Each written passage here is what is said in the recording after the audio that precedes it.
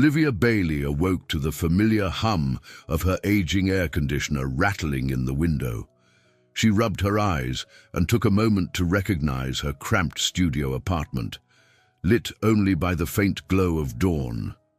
Around her were reminders of yesterday's struggles: unopened mail, a half-eaten slice of pizza, and her worn-out shoes kicked under the small table. This was her reality, a constant fight to move forward despite the weight of the past pulling her back. Her phone buzzed with its usual morning alarm, sounding more impatient than ever. She sighed and turned it off. Today, she had to head to the hospital for a volunteer orientation. She needed the hours to boost her credentials if she ever hoped to get a stable position as a medical receptionist. Another rung on a ladder that seemed never-ending.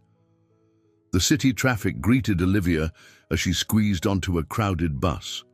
She tried to ignore the stale smell of perspiration and coffee, focusing instead on the voices in her head, her late mother's echoing encouragement. Keep pushing, live. Dreams don't knock twice. But living up to a memory sometimes felt heavier than she could handle. By the time she arrived at St. Jerome's Hospital, her nerves were in overdrive. The tall glass doors reflected a woman who looked just as anxious as she felt. The reflection showed the lines of worry on her face, strands of dark hair escaping her loose ponytail, and eyes that carried too many disappointments. She straightened her scrubs with trembling hands and walked inside. Up on the 10th floor, she found the small conference room for new volunteers. She expected to see a large group. Instead, only a few individuals dotted the seats, flipping through informational packets. A middle-aged man in a crisp button-down shirt approached, smiling politely. "Hi," he greeted. "I'm Stephen. You must be Olivia." She nodded. "That's right. Nice to meet you, Stephen." He offered her a seat. "We're still waiting on a couple more folks. Coffee's in the corner. Feel free to grab a cup." Olivia forced a small smile and made her way to the styrofoam cups. She hoped the caffeine might settle the flutter in her stomach. Around her, a couple of older volunteers exchanged small talk, but she didn't catch their names. She felt too restless to chat. Meanwhile, on the opposite side of the hospital, Dr. Dylan Avery wrapped up his early morning rounds. Tall and poised, with dark, expertly styled hair, Dylan exuded a cool confidence that many mistook for arrogance. Beneath that professional exterior, however, lived a longing, an ache for something genuine, untainted by the Avery family name or the fortune that came with it. He nodded to a nurse as he signed off on patient charts. "We should monitor Ms. King's vitals more frequently," he said in a low, even tone. Her post-op blood pressure was borderline. "Yes, Dr. Avery," the nurse replied, noticing the tired set of his jaw. "Will do." Dylan forced a polite smile and handed back the clipboard. The entire hospital looked up to him for his skill and philanthropic donations, but none of that had filled the emptiness he felt whenever he walked into his penthouse, alone, except for passing staff who treated him more like a business transaction than a man. He shook off that familiar heaviness and headed toward the surgical wing. There was always more to do, more patients to see. He supposed that staying busy was better than confronting the hollowness he couldn't seem to escape. Back in the conference room, Stephen cleared his throat and started the volunteer briefing. "Welcome to St. Jerome's. Our mission is not just about saving lives, but offering compassion to those who need it most." He then launched into instructions about how to assist families, help with administrative tasks, and escort patients when necessary. Olivia listened, absorbing each word. She envisioned herself stepping onto a path that might finally lead to stability, a chance to prove she wasn't as hopeless as her bank account suggested. In the midst of Stephen's talk, she recalled how her mother had spent her last days in a crowded hospital room, never getting the attention she truly deserved. It was that memory, That sense of wanting to give comfort that pushed Olivia to be here now. 40 minutes later, Stephen concluded, "If anyone has questions, please see me afterward. Otherwise, you can pick up your assigned tasks from the board outside. Good luck, everyone." Olivia followed the small group out. She found her name on a schedule indicating she'd be helping with administrative tasks for the day. Swallowing her nerves, she clutched the paper and scanned the corridors, trying to match the directions she'd memorized. The hum of fluorescent lights and the pungent scent of antiseptic guided her deeper into the labyrinth of hallways. She told herself this was it, her chance to prove she belonged in a place like this, a place where she could care for others, even if only by providing a calm smile at the reception desk or guiding them to the correct waiting area. Something inside her whispered that she was meant for more, but for now, she would start right here. Unbeknownst to Olivia, destiny lurked just beyond the next set of double doors. A single wrong turn, a fleeting moment of confusion, and a world she never thought she'd enter would open wide, ushering her straight into the orbit of the one man who could change everything. Olivia clung to the small slip of paper that listed her assigned tasks. She glanced at the sign on the hallway wall. Medical supplies storage, radiology, surgery wing. The volunteer coordinator had mentioned she might need to drop off some patient files in one of the administrative offices near the surgery wing. Yet, as she walked, the corridor seemed endless, lined with identical white doors, labeled with abbreviations she could barely interpret. She paused near a side door, uncertain if it led to the right area. "I should ask someone," she whispered to herself. However, the hallway appeared empty, the distant squeak of a rolling gurney the only sound. Summoning a hint of courage, she nudged the handle. The door swung inward, revealing a small, brightly lit antechamber. Beyond that, she saw another set of double doors with a sign that read, "Operating Room 3, Authorized Personnel Only." Confusion set in. This didn't look like the administrative office. Before she could back out, a voice startled her. "Nurse, is that you?" "We're about to begin the prep." Panicked, Olivia glanced around, searching for an excuse, but curiosity or sheer nervousness stilled her feet. She took a half step forward, intending to clarify the mistake. A glimmer of movement caught her eye. Men and women in surgical scrubs gathered around a table, light reflected off sterile metal trays. An IV bag dripped steadily. The antiseptic smell was stronger here, and it hit her with the force of memory, her mother's time in a similar room. She stammered, I'm sorry, I think I—" A masked figure turned, confusion evident even through the surgical cap and mask. Then the figure's voice cut through the tension. "Ma'am, you can't be in here." She stepped backward, mortified. "I didn't realize—" Her face burned with embarrassment. Just as she turned to go, another presence entered from a side hallway, tall, broad-shouldered, and clad in scrubs of deep blue. Dr. Dylan Avery stepped in, scanning the scene. His intense gaze, a stormy grey, landed on Olivia, a sudden spark of curiosity lighting his features. He addressed the masked nurse. "Who is she? Is something wrong?" A hush fell over the small group. Olivia's heart pounded so loudly she wondered if they all could hear it. She managed to sputter, "I'm not supposed to be here. I just got lost." Dylan's expression softened. He noticed how her eyes flickered with both fear and a certain quiet determination. "This is a restricted area," he said gently. "Are you a new hire?" She clutched the volunteer badge hanging from her neck. I'm volunteering," she managed. "I was looking for the administrative offices to deliver some files and—" He removed his mask for a moment, revealing a concerned half-smile. "You walked straight into an operating room by accident." Olivia felt her cheeks flame. "I'll leave right now. I'm so sorry." the nurse piped up. "We're about to start. Dr. Avery, we need you scrubbed in." Dylan nodded, then turned to Olivia. "You should go before someone else sees you and has a fit." His voice was calm, though a faint amusement danced in his eyes.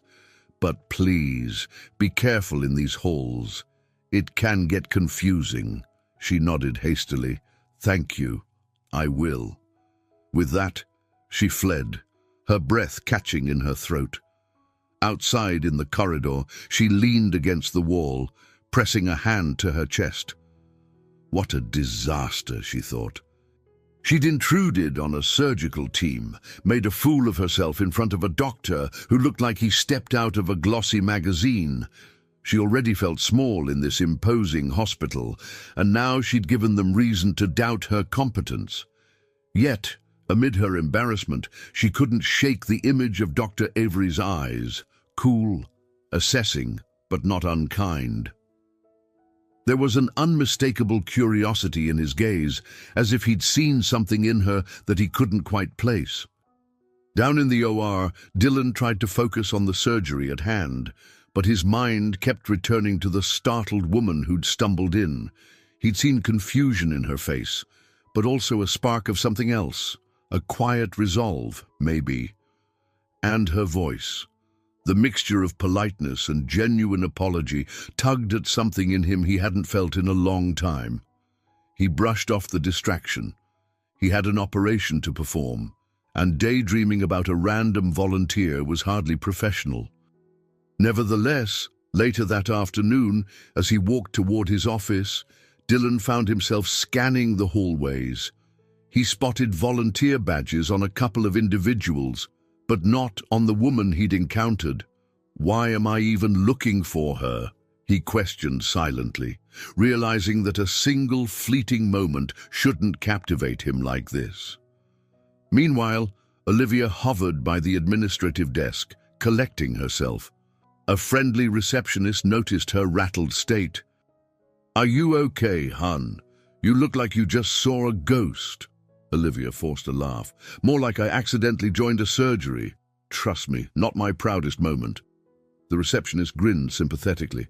"Yeah, this place can be a maze. Don't beat yourself up."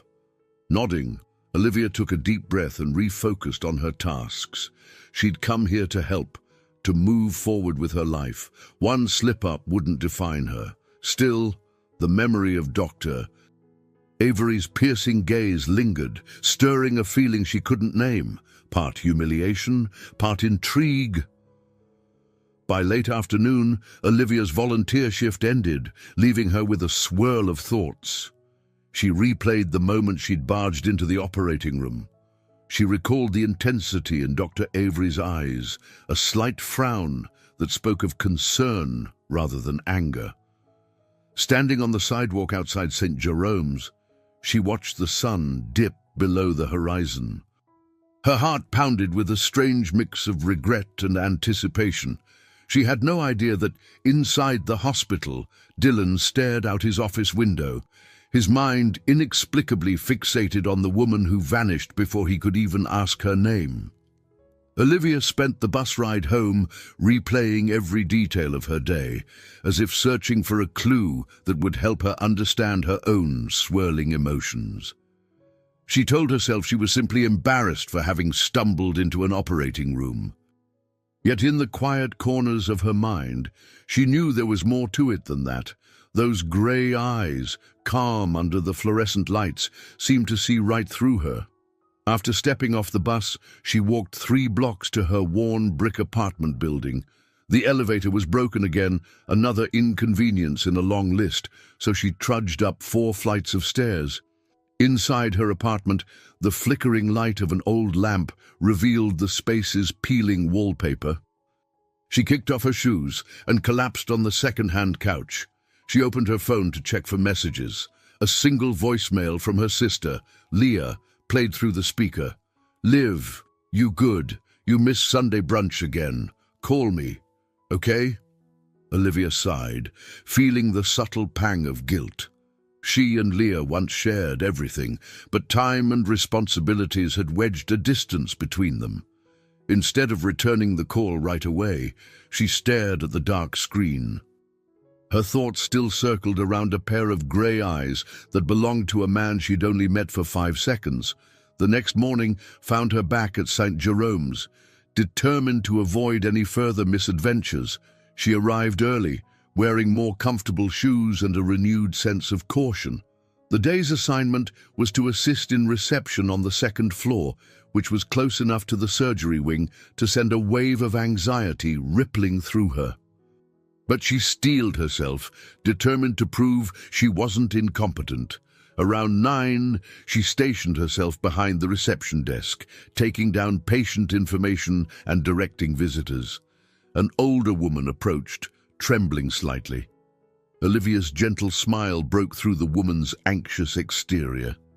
"It's my husband," the visitor said, voice quaking. "He's just out of surgery, and they told me he's in recovery. But I can't find where that is." Olivia rose from her chair, moving around the desk. "Don't worry, ma'am. I'll walk you there myself." Gratitude lit the older woman's eyes. "Thank you, dear." As they walked, Olivia found comfort in helping someone, recalling how alone she'd felt when her mother was in the hospital years ago. The simple act of guiding a worried relative soothed her insecurities, if only for a moment.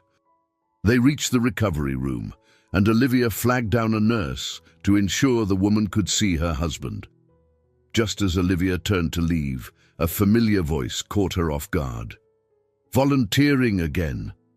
Dr. Dylan Avery stood a few paces away, arms folded over his chest, an unreadable expression on his face.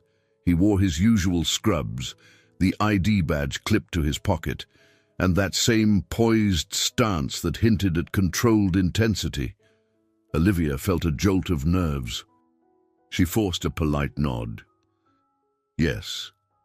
They posted me on the 2nd floor today." He nodded. "I see you're putting that volunteer badge to good use." A small silence stretched between them.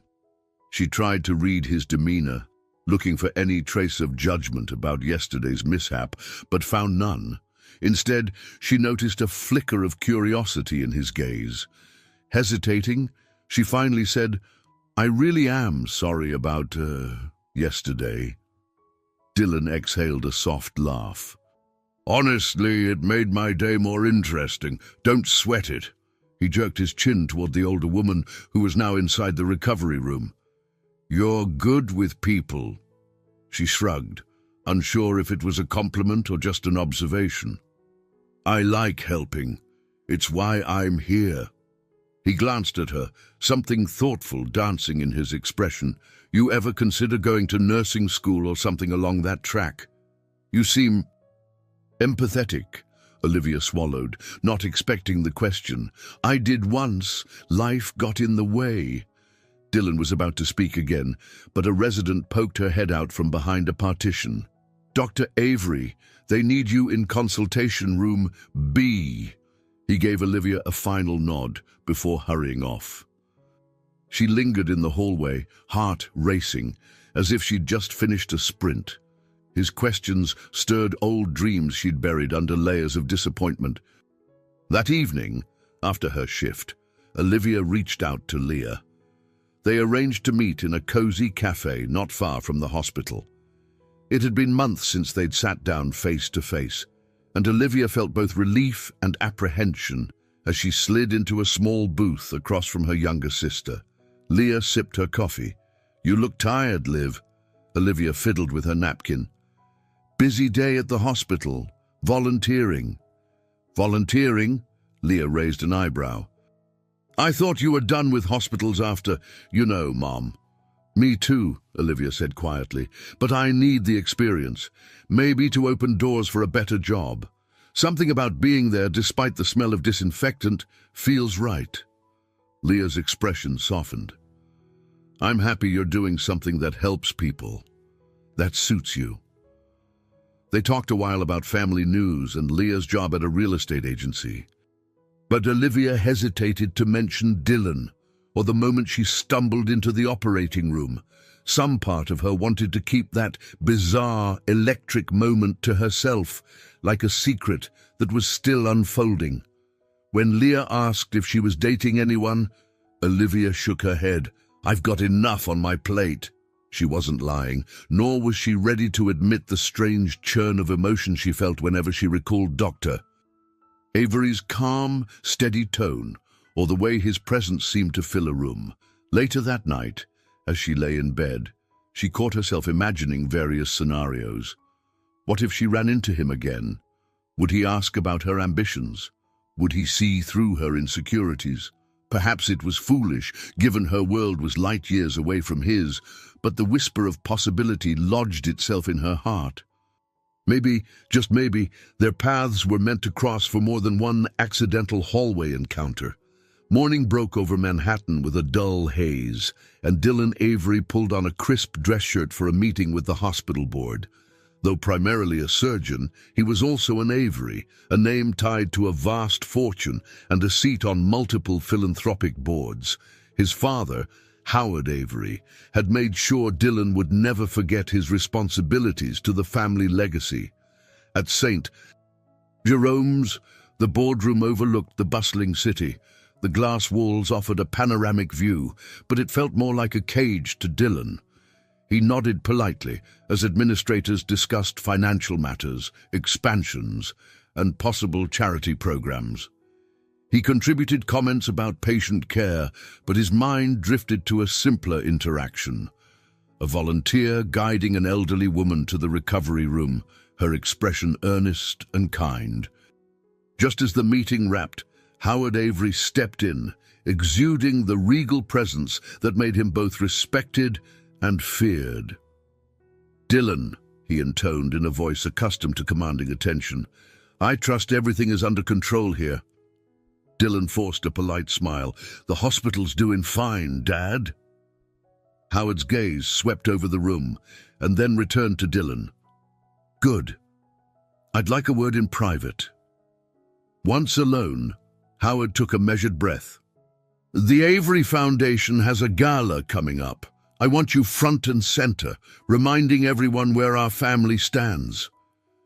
"I'm not a politician," Dylan replied, trying to keep his tone even. "I'm a surgeon. I'd rather be in the OR than—" "You don't have a choice," Howard cut in. "Your presence influences donors. We can't fund expansions, can't help as many people, if you're not part of the face of this operation." Dylan clenched his jaw.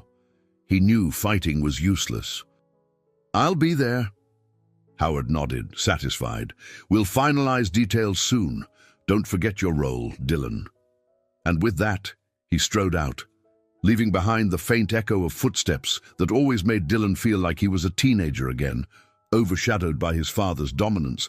Downstairs, Olivia was juggling volunteer tasks. She had a new assignment, guiding patients to imaging tests. Although it was less intense than inadvertently crashing an operating room, the stress still gnawed at her. She constantly worried about messing up. Yet every time she successfully delivered a patient to their destination, she felt a glimmer of hope that she might find her place in this medical maze. Midway through the day, she saw Dylan stepping off an elevator on his way to do rounds. Their eyes met briefly, and a flicker of recognition passed between them. He gave her a nod, a subtle acknowledgement that made her cheeks warm. She forced herself to keep moving. A short while later, she was on her lunch break, seated in a quiet corner of the cafeteria with a modest salad. Her phone buzzed, an unknown number. She almost ignored it, but decided to pick up. "Olivia Bailey." The voice belonged to an older woman. "My name is Jean Hawkins from the Caldwell Medical Center. I got your resume for the receptionist position. We'd like you to come in for an interview tomorrow morning." Olivia's heart jumped. "Really? That's great. Thank you so much." She ended the call and released a shaky breath. Caldwell Medical was smaller, closer to her apartment, and offered a full-time receptionist role. She needed a stable income desperately. Excitement fluttered in her stomach, even as her mind whirled. If she got the job, she might leave St. Jerome's behind, so soon after she'd met. Well, never mind. She shook her head, reminding herself that daydreams about a certain surgeon were hardly a reason to stay. As fate would have it, Dylan passed through the cafeteria at that moment. He spotted Olivia, noticed the mix of excitement and anxiety on her face. On impulse, he crossed over. "Everything okay?" he asked, startling her from her thoughts. She looked up, caught off guard. "Oh, Dr. Avery. Yes, I'm fine. Actually, I just got some good news about a job interview." "That's excellent," he said, genuinely sounding pleased. "Here in the city," she nodded, "at Caldwell Medical." He pulled out a chair, not quite sitting but leaning on the back. "Congratulations. You must be excited." "I am." She fiddled with her fork. "Just a bit nervous." He studied her for a moment. "Any reason you'd prefer Caldwell over St. Jerome's?" "If you don't mind me asking," Olivia shrugged, feeling a wave of self-consciousness. "St. Jerome's is amazing, but I'm a volunteer. I need something permanent, you know?" He nodded slowly. "Makes sense." Glancing around, he lowered his voice. "We're short-staffed in certain admin roles here. If you'd prefer St. Jerome's, I could try to recommend you." Her eyes widened. That's really kind, but you don't have to do that." "We've barely spoken," Dylan offered a brief, wry smile. "Sometimes you just notice someone who's genuine at what they do, and we need more people like that." She hesitated, torn between gratitude and the nagging fear that accepting his help would spark rumors or turn her into another project for a wealthy doctor. "I appreciate it, but I'll see how the interview goes first." He dipped his head in understanding. "Of course. Good luck." Then he straightened, as if remembering he was a busy man with places to be. "If you change your mind, let me know." She thanked him quietly, and he walked off, leaving behind a swirl of possibilities. The idea of leaving St. Jerome's triggered an unexpected pang. Though she told herself that was ridiculous, she didn't belong in Dr. Avery's world. He was a top surgeon with philanthropic ties and a father who practically ran half the city. She was just Olivia Bailey, a volunteer living paycheck to paycheck, chasing a dream that might never fully materialize. Still, the conversation lingered in her mind for the rest of the day, echoing in every idle moment. Despite their vastly different lives, the connection she felt, even if faint, was undeniable, and that both thrilled and terrified her. Late that evening, as the bustle of hospital life waned, Olivia found herself assigned to the main reception desk for one final hour. The overhead lights hummed, and the emptier corridors created a hushed atmosphere. She shifted in her seat, stealing a glance at the clock. Tomorrow's interview loomed in her thoughts, conjuring both excitement and dread. She heard footsteps and looked up to see Dr. Avery approaching, his lab coat draped casually over one arm. He seemed as if he'd just wrapped a long shift, weariness etched in the lines near his eyes, yet there was also an energy about him, like a force of will pushing him forward even when exhausted. "Hey," he said softly, as if trying not to disturb the quiet air. "Burning the midnight oil?" Olivia offered a small smile. "Volunteers don't have the best shift sometimes, but I'm almost done." Dylan nodded, placing his coat on the counter. "I'm finishing up too. Got to review a couple more charts before I head out." He paused, then added, "You nervous about tomorrow?" She exhaled shakily. "More than I'd like to admit." "Do you mind if I ask why you're so keen on moving on so quickly?" His tone was gentle, purely curious. She hesitated, weighing how much to share. "I'm 36, and I still haven't found stable ground. I've spent years hopping between odd jobs, admin temp work, retail, anything that pays the bills. This volunteer stint was just one more chance to see if I fit in somewhere." Dylan listened intently, his gaze steady. "You're capable of more than you give yourself credit for," he said. I noticed that about you from the moment you walked into the OR. She let out a self-conscious laugh. That was an accidental entrance, not some grand demonstration of skill. He shook his head, smiling faintly. Even so, you didn't freeze. You apologized, took responsibility, and you haven't let that moment define you. That says something. She was about to respond when the phone rang on the desk, and she had to answer. After directing the caller, she turned back to Dylan, but he was already collecting his coat.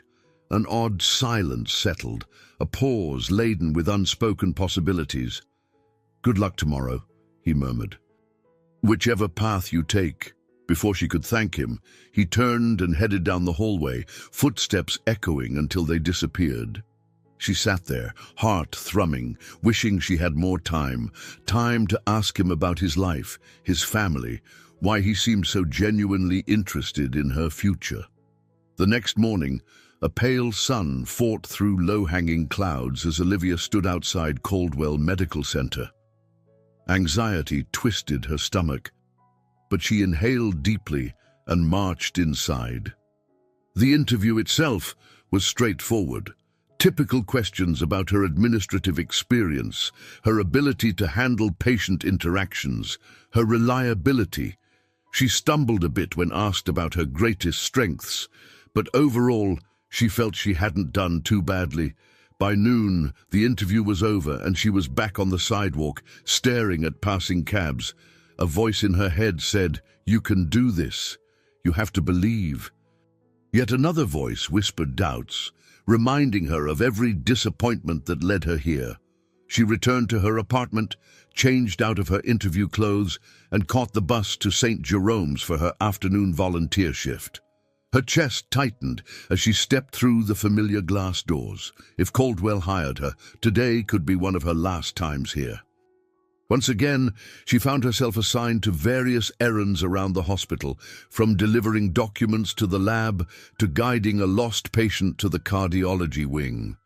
She felt a strange melancholy, noticing how comfortable she was becoming with these routine tasks. In the midst of the hustle, a staff member handed her a note. "Please report to Dr. Avery's office, 5th floor." Her heart thumped faster.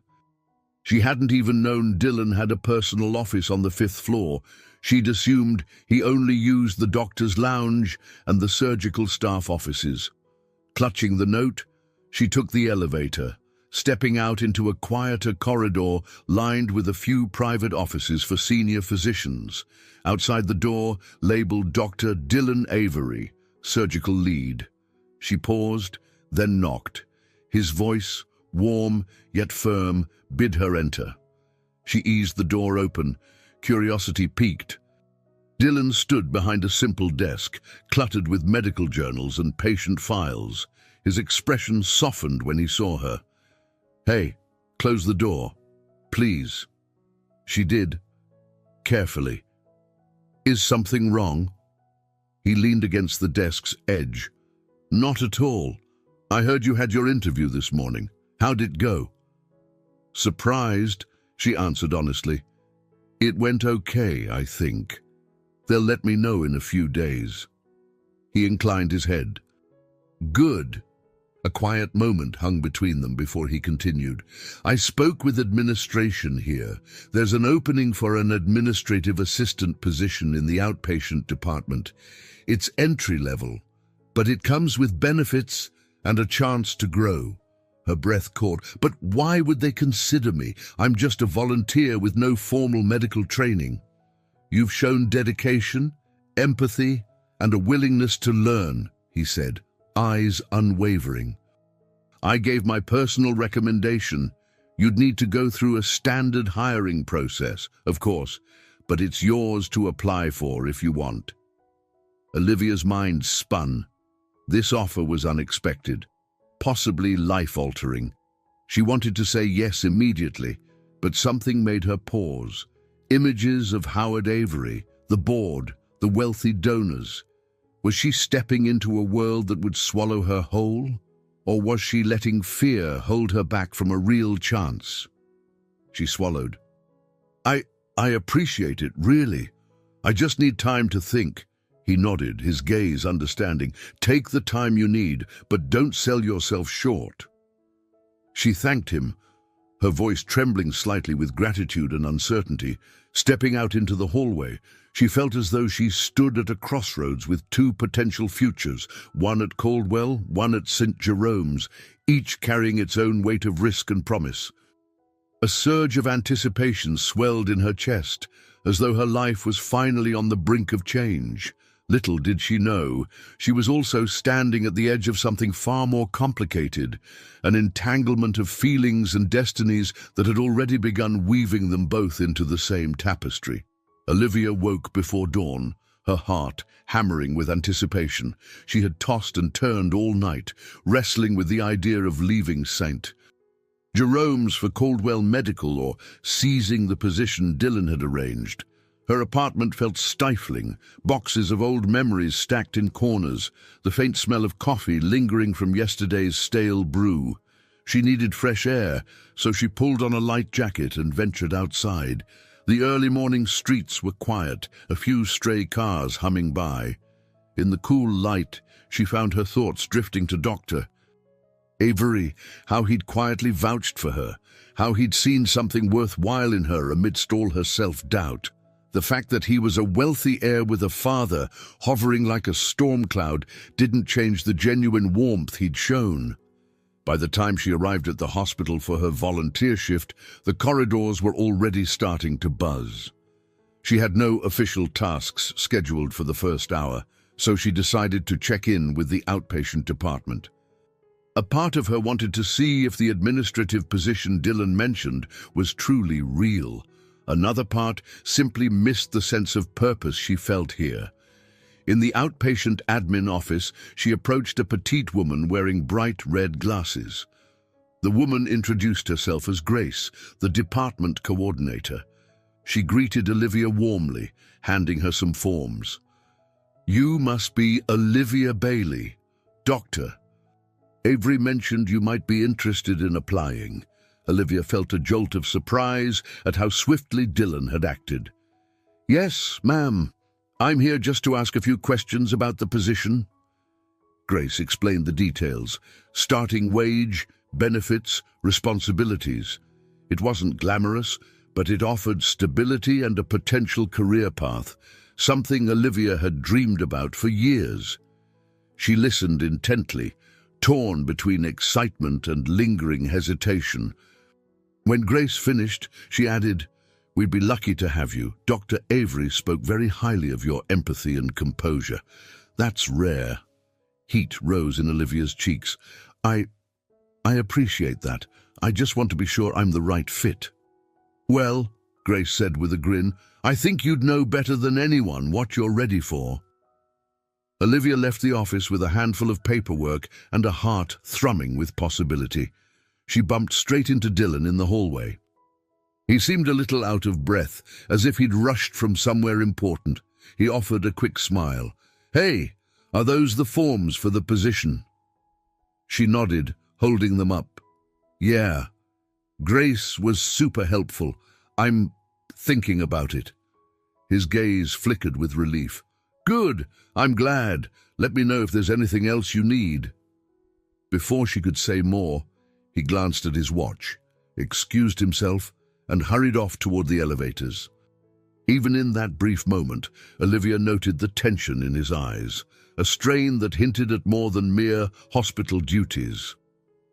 Later that afternoon, as she helped escort patients to radiology, she heard whispers of an upcoming hospital gala, something about the Avery Foundation. Nurses gossiped about Dr. Avery's presence there, how he never brought a date, how his father constantly pushed him to network.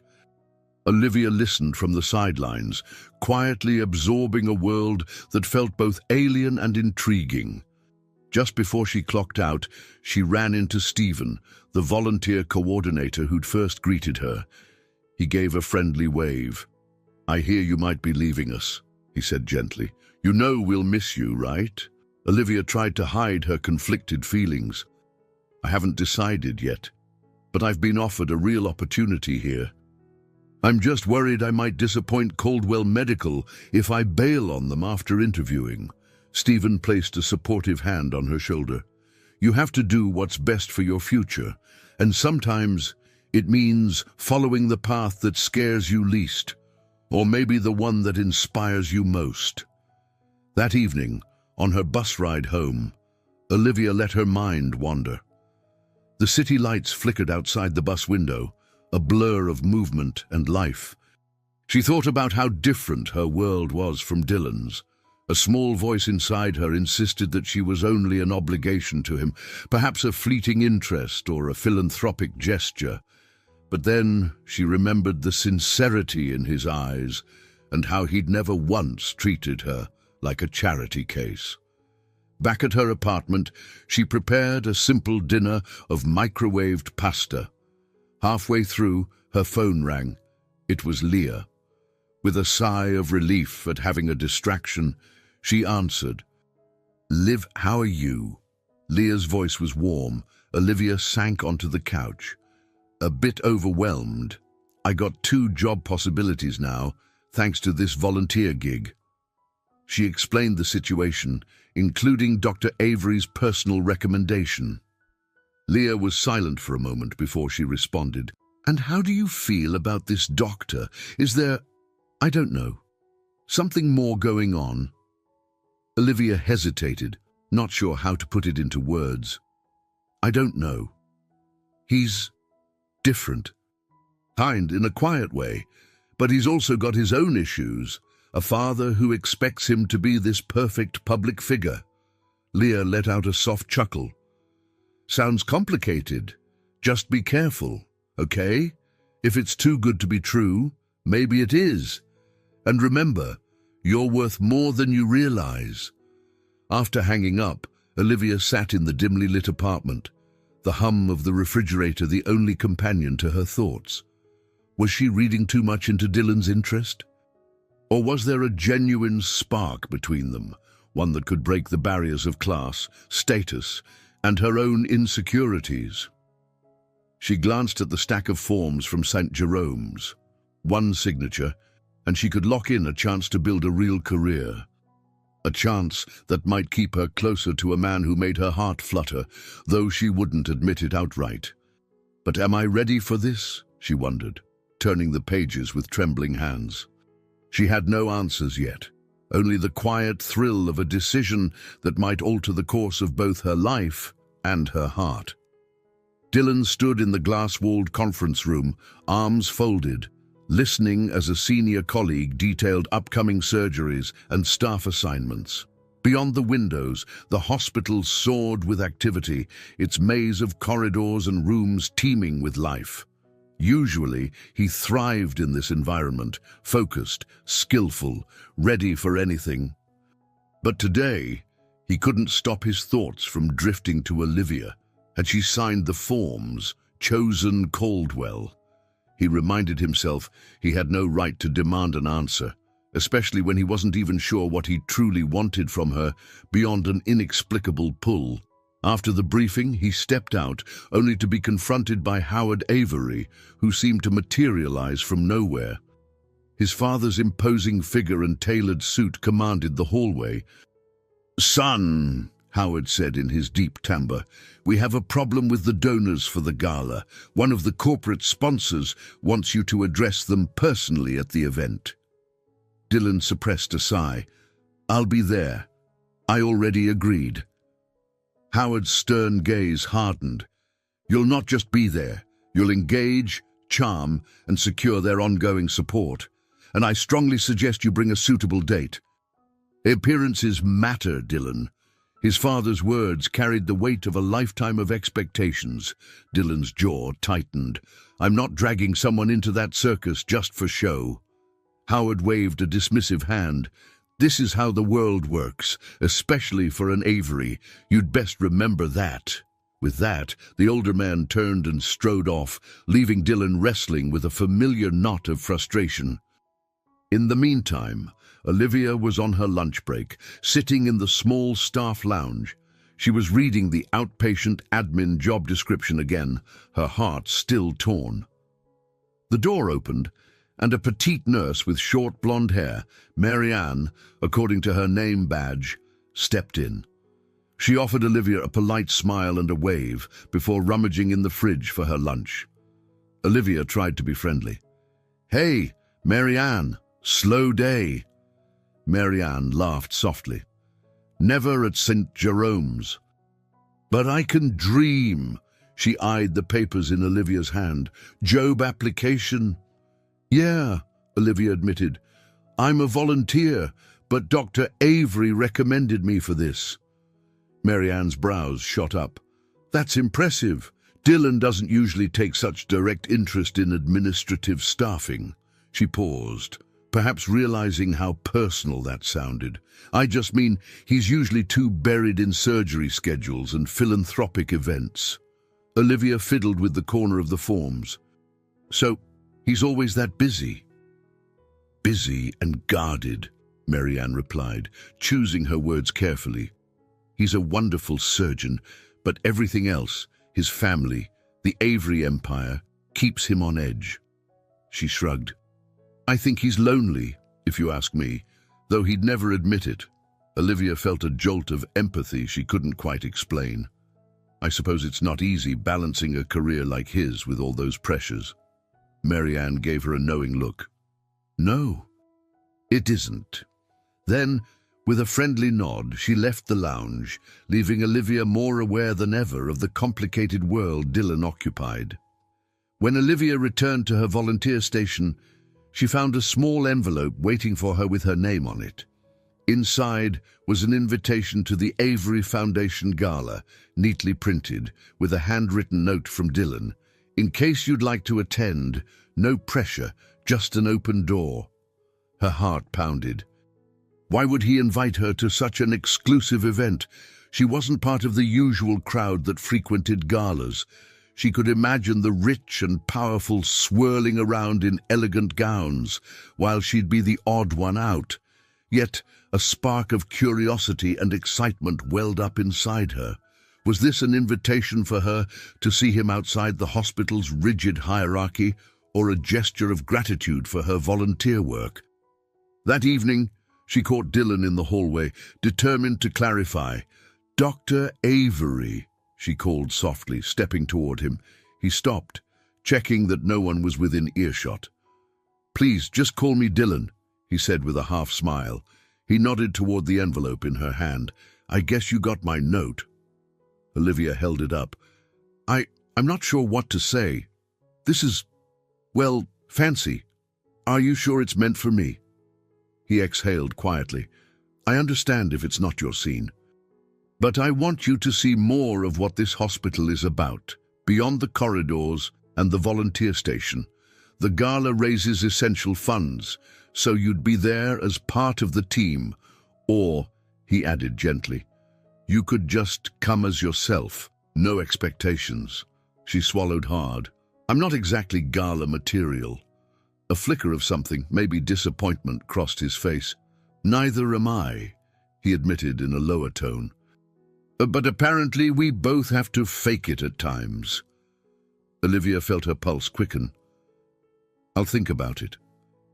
He nodded, stepping aside for a passing nurse. Their eyes met briefly, as if exchanging silent questions neither dared to voice. Then he was gone, leaving Olivia clutching the invitation, her mind racing. That night, she debated calling Leah to ask for advice, but something held her back. Maybe she wanted to keep this possibility private, a small spark of magic in a life that had seen too many dashed hopes. She didn't want skepticism or warnings to cloud the sense of wonder blossoming in her chest. Alone in her apartment, she set the invitation on her rickety kitchen table. If she took the job at St. Jerome's, this hospital would become her daily life. And if Dylan was a part of that life, somehow, did she dare risk a deeper entanglement that might end in heartbreak? She tapped the words on the envelope with trembling fingers, caught between the fear of overstepping her place and the thrill of stepping into unknown territory. Beneath all the uncertainties lay an undeniable truth. She wanted to discover what could lie beneath the surface of Dr. Dylan Avery's carefully composed exterior, and perhaps her own carefully guarded heart as well. Olivia stood at a bustling boutique downtown, eyeing a rack of formal dresses. She'd told Leah she needed something decent for a hospital event, omitting the gala's grand scale. The last thing she wanted was her younger sister fretting over the potential complications of spending an evening in the orbit of the Averys. Leah, holding a sleek navy blue gown, shot Olivia a questioning glance. "So, this event, how fancy is it? Black tie, cocktail attire?" Olivia shifted uncomfortably. "Black tie, I think, but I'm not sure. It's a fundraiser for the hospital, so I just want to look appropriate." She tried not to let her nerves show as she browsed through dresses she could barely afford. Leah placed a hand on her hip. "Liv, I know you. You hate dressing up. Why the sudden interest in going to a swanky shindig?" Trying for nonchalance, Olivia shrugged. "I'm volunteering. I might need to help out with registration or greeting donors." It wasn't entirely a lie. She could end up doing something along those lines. Leah eyed her suspiciously. "Right, and does this have anything to do with that doctor you mentioned, the one who recommended you for a job?" A jolt of worry made Olivia flinch. "Leah, seriously?" "It's just a hospital thing. Don't read into it." Her sister's gaze softened. "I'm not trying to pry, but you've been through a lot. The last thing you need is heartbreak from some privileged guy who thinks he can fix everything with money." Olivia felt a twinge of defensiveness. "He's not like that, at least not from what I've seen. Besides, I'm a big girl. I can take care of myself." Leah sighed, then handed over the navy blue gown. "Just promise you'll be careful." "I want you to find happiness, not more disappointment." Olivia nodded, hugging the dress. It was surprisingly elegant in its simplicity, a sleeveless cut that flattered her figure without being too revealing. She looked at the price tag and winced, but Leah waved a dismissive hand. "Let me help you with that. Consider it an early birthday gift." Grateful yet slightly embarrassed, Olivia accepted. They finished shopping in tense camaraderie, exchanging small talk while an undercurrent of concern lingered. As they parted ways, Leah kissed her cheek. "Call me tomorrow, okay? I want to know how it goes." Heading home, Olivia could barely focus on the flicker of streetlights outside the taxi window. Her thoughts spun around the idea of stepping into a world she had never imagined. Glittering gowns, polished guests, and somewhere in the crowd, Dr. Dylan Avery, under the ever-watchful eye of his father. She clutched the dress bag tightly, wondering if she was diving headfirst into something destined to shatter her illusions. At her apartment, she hung the gown carefully, then settled on the couch to fill out the application for the St. Jerome's admin role. With each question, previous employment, educational background, she felt the weight of her patchwork resume. Yet a fierce determination sparked within her. If Dylan believed she could do this, maybe she was allowed to believe it too. The following day at St. Jerome's, Olivia dropped off her application with Grace in the outpatient department. Grace smiled warmly.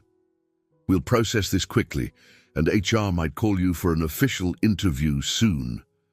Afterward, Olivia found Dylan near the elevator bank, discussing patient charts with another physician. When he finished, she cleared her throat softly. I turned in my application," she said. He looked up, a subtle warmth lighting his grey eyes. "I'm glad. Let me know if they give you any trouble." Despite her swirling feelings, Olivia managed a light grin. "I think I can handle it." Dylan nodded, but his phone buzzed, drawing his attention away. The glance he gave Olivia seemed to linger, as if he wanted to say more but couldn't find the words. She gave a small wave before moving on. That evening, with the gala just a couple of days away, Olivia tried on the navy blue gown in the privacy of her apartment. She stood before the smudged mirror in her cramped bathroom, adjusting the straps. The reflection, staring back, both startled and intrigued her. She saw a woman who looked surprisingly poised, not the timid volunteer who'd stumbled into an operating room. A woman who might, just might, hold her own in a room full of millionaires. She thought of Dylan, imagined his surprised expression if he saw her dressed like this. Her heart fluttered. Then she caught herself. What if Howard Avery took one look at her and labeled her a gold digger or a distraction? Anxious questions whirled through her mind. She was an outsider in the world of the wealthy. Could she handle the scrutiny? The night passed fitfully, and in the morning she awoke to a text from Leah. "Knock 'em dead tonight. Love you." Olivia stared at the message, realizing she hadn't fully explained how grand the gala might be, but at least her sister believed in her enough to encourage her. With trembling excitement, she gathered her dress and decided to arrive early at the hospital, where a shuttle would take staff and volunteers to the event venue. Dylan had arranged for her name to be on the staff list, so she wouldn't feel completely adrift upon arriving. Still, her nerves sizzled. She couldn't shake the feeling that this night would change everything. Perhaps that was overdramatic. Yet the faint electric buzz in her veins told her something significant awaited, whether a moment of triumph, heartbreak, or something in between. As she rode the elevator to the volunteer office, she clutched the garment bag tighter. "You belong here," she tried to tell herself, but doubt threatened to undermine her confidence. She pictured Dylan's measured smile, the way he somehow set her at ease, and she held onto that image like a lifeline. By the time she stepped out into the busy hallway, her heart was pounding. The gala was only hours away. She couldn't predict how the night would unfold, but deep down, she sensed that the lines separating her old life from a future she never dared to envision were about to blur in ways she could scarcely imagine. The gala took place in an opulent ballroom attached to a historic hotel downtown. Grand chandeliers cast a warm glow over marble floors, and classical music drifted from a small orchestra tucked near the stage. Olivia arrived with a group of hospital staff, her heart hammering as she took in the sea of glittering gowns and crisp tuxedos. She'd never seen so much elegance in one place. Crystal glasses clinked, and the scent of lilies mingled with expensive perfume. Olivia swallowed hard, adjusting the neckline of her navy gown. A volunteer name tag pinned near her shoulder labeled her as part of the St. Jerome staff, which provided some cover from curious stares. Still, she felt like an imposter. Grace spotted her and rushed over, looking radiant in a burgundy dress. "There you are," she exclaimed, pressing a program into Olivia's hand. "I'm stationed near the silent auction table. Would you mind helping me greet donors?" Olivia nodded, relieved to have a task. Of course. They wove through the crowd to a long table displaying luxury items, from rare bottles of wine to weekend getaways. Wealthy patrons sipped champagne as they scribbled bids. Olivia pasted on her warmest smile, offering assistance and explaining the cause behind each donation. Though her voice wobbled at first, she gradually found her footing. The underlying mission, raising funds for advanced medical equipment, reminded her she had a reason to be here. A deep voice behind her made her spine tingle. "Don't let these people intimidate you." She turned to see Dylan, striking in a tailored tuxedo that accentuated his broad shoulders. He held a half-full champagne flute, though by the look in his eyes, he'd barely taken a sip. She offered a tentative smile. "I'm doing my best." He glanced at the silent auction items, then leaned in slightly. "Thank you for coming, and for helping out." She shrugged, trying to appear nonchalant. "It's for a good cause." Their gazes locked for a moment, something unspoken passing between them. Then he stepped back, letting another donor approach the table. Time passed in a blur of polite conversation, forced laughter, and the rustle of formal attire. Occasionally, Olivia caught sight of Dylan across the room, speaking with board members or philanthropic giants. His posture was elegant, his smile calculated, a man performing a role he'd been trained to play. Once or twice, she noticed his father, Howard Avery, drifting near, greeting guests with the air of a king holding court. Near the end of the evening, a short program commenced.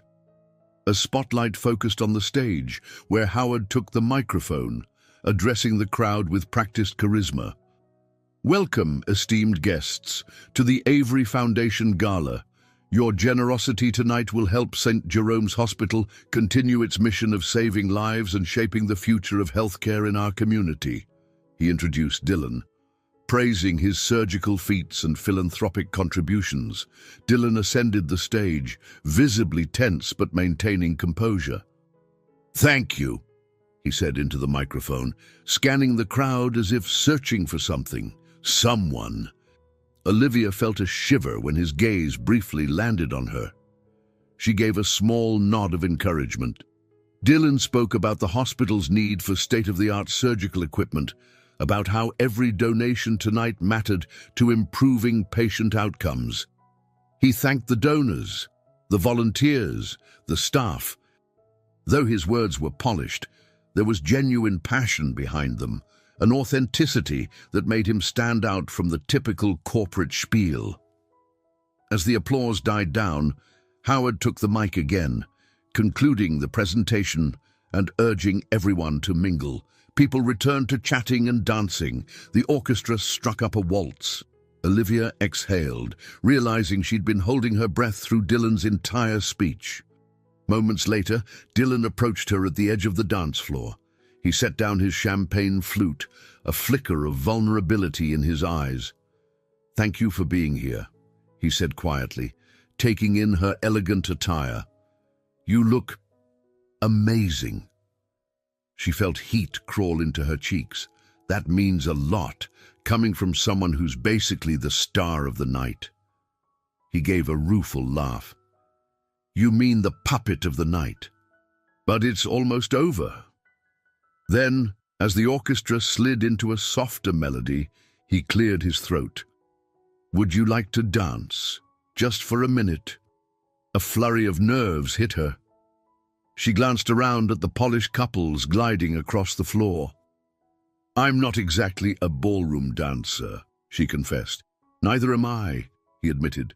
He offered his hand, an unsure smile tugging at his lips. "We can fake it together."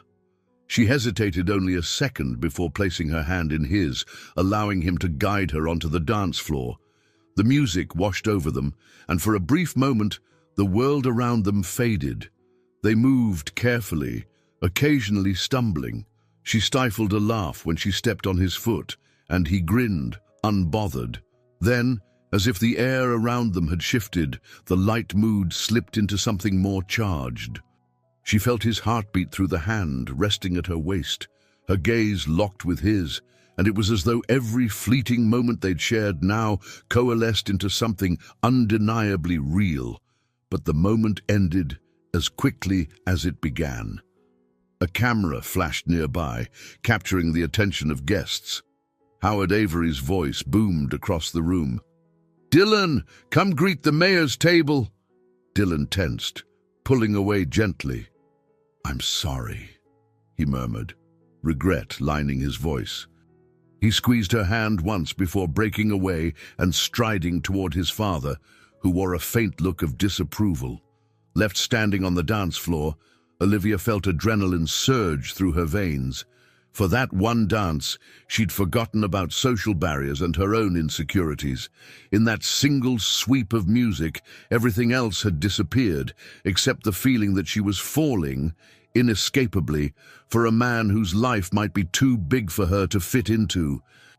Olivia slipped away from the ballroom's main area, seeking a moment of solitude in an adjacent corridor lined with gilded mirrors.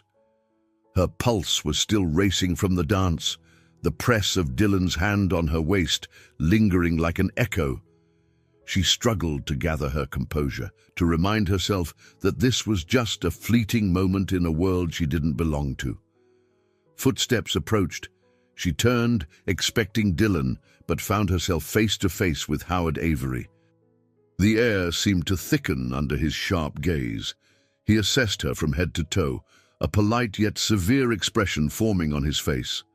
"Miss Bailey, correct?" he asked, voice controlled.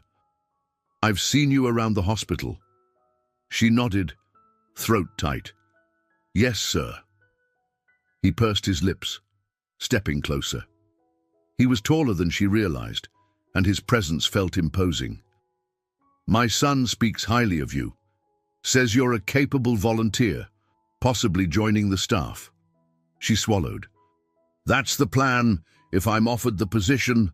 Howard nodded slowly, as though he were examining a puzzle. "Good. St. Jerome's needs dedicated workers."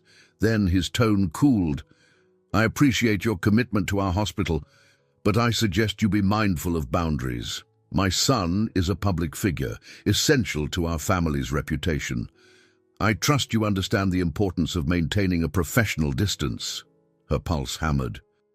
Was he implying she was chasing Dylan for his money or status?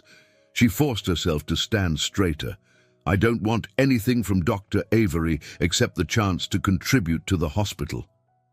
Howard's gaze flickered, unimpressed. "I'm sure your intentions are pure, but this world is complicated. Dylan doesn't need distractions that might compromise his focus. Do you understand me, Miss Bailey?" Her chest tightened. Was it fear, anger, or both? She nodded curtly. "I hear you." Howard managed a thin smile. "I'm glad.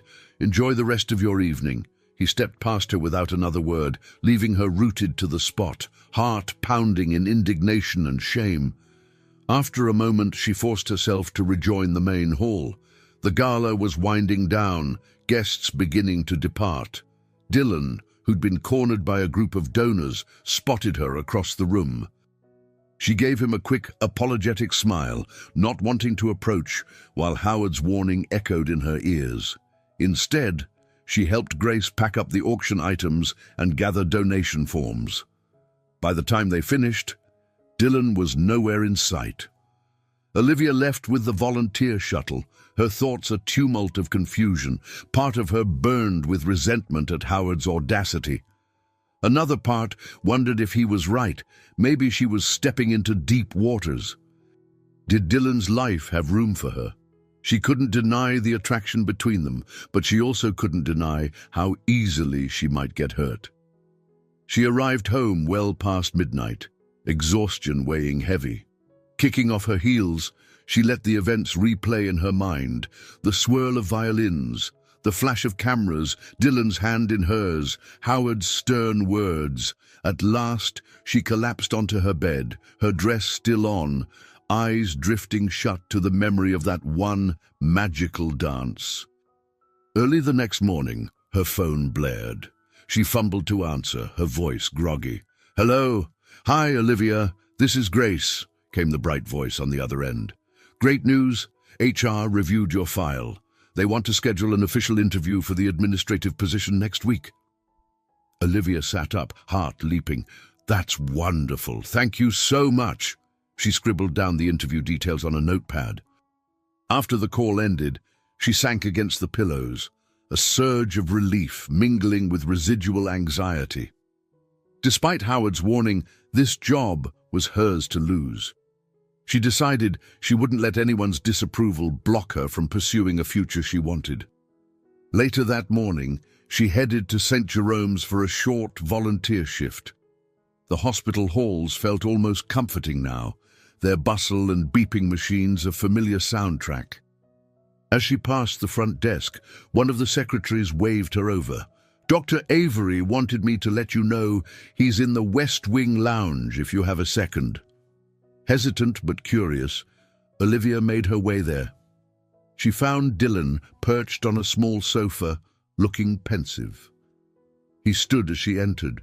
She noticed faint circles under his eyes, as though he hadn't slept well either. "Everything okay?" she asked softly.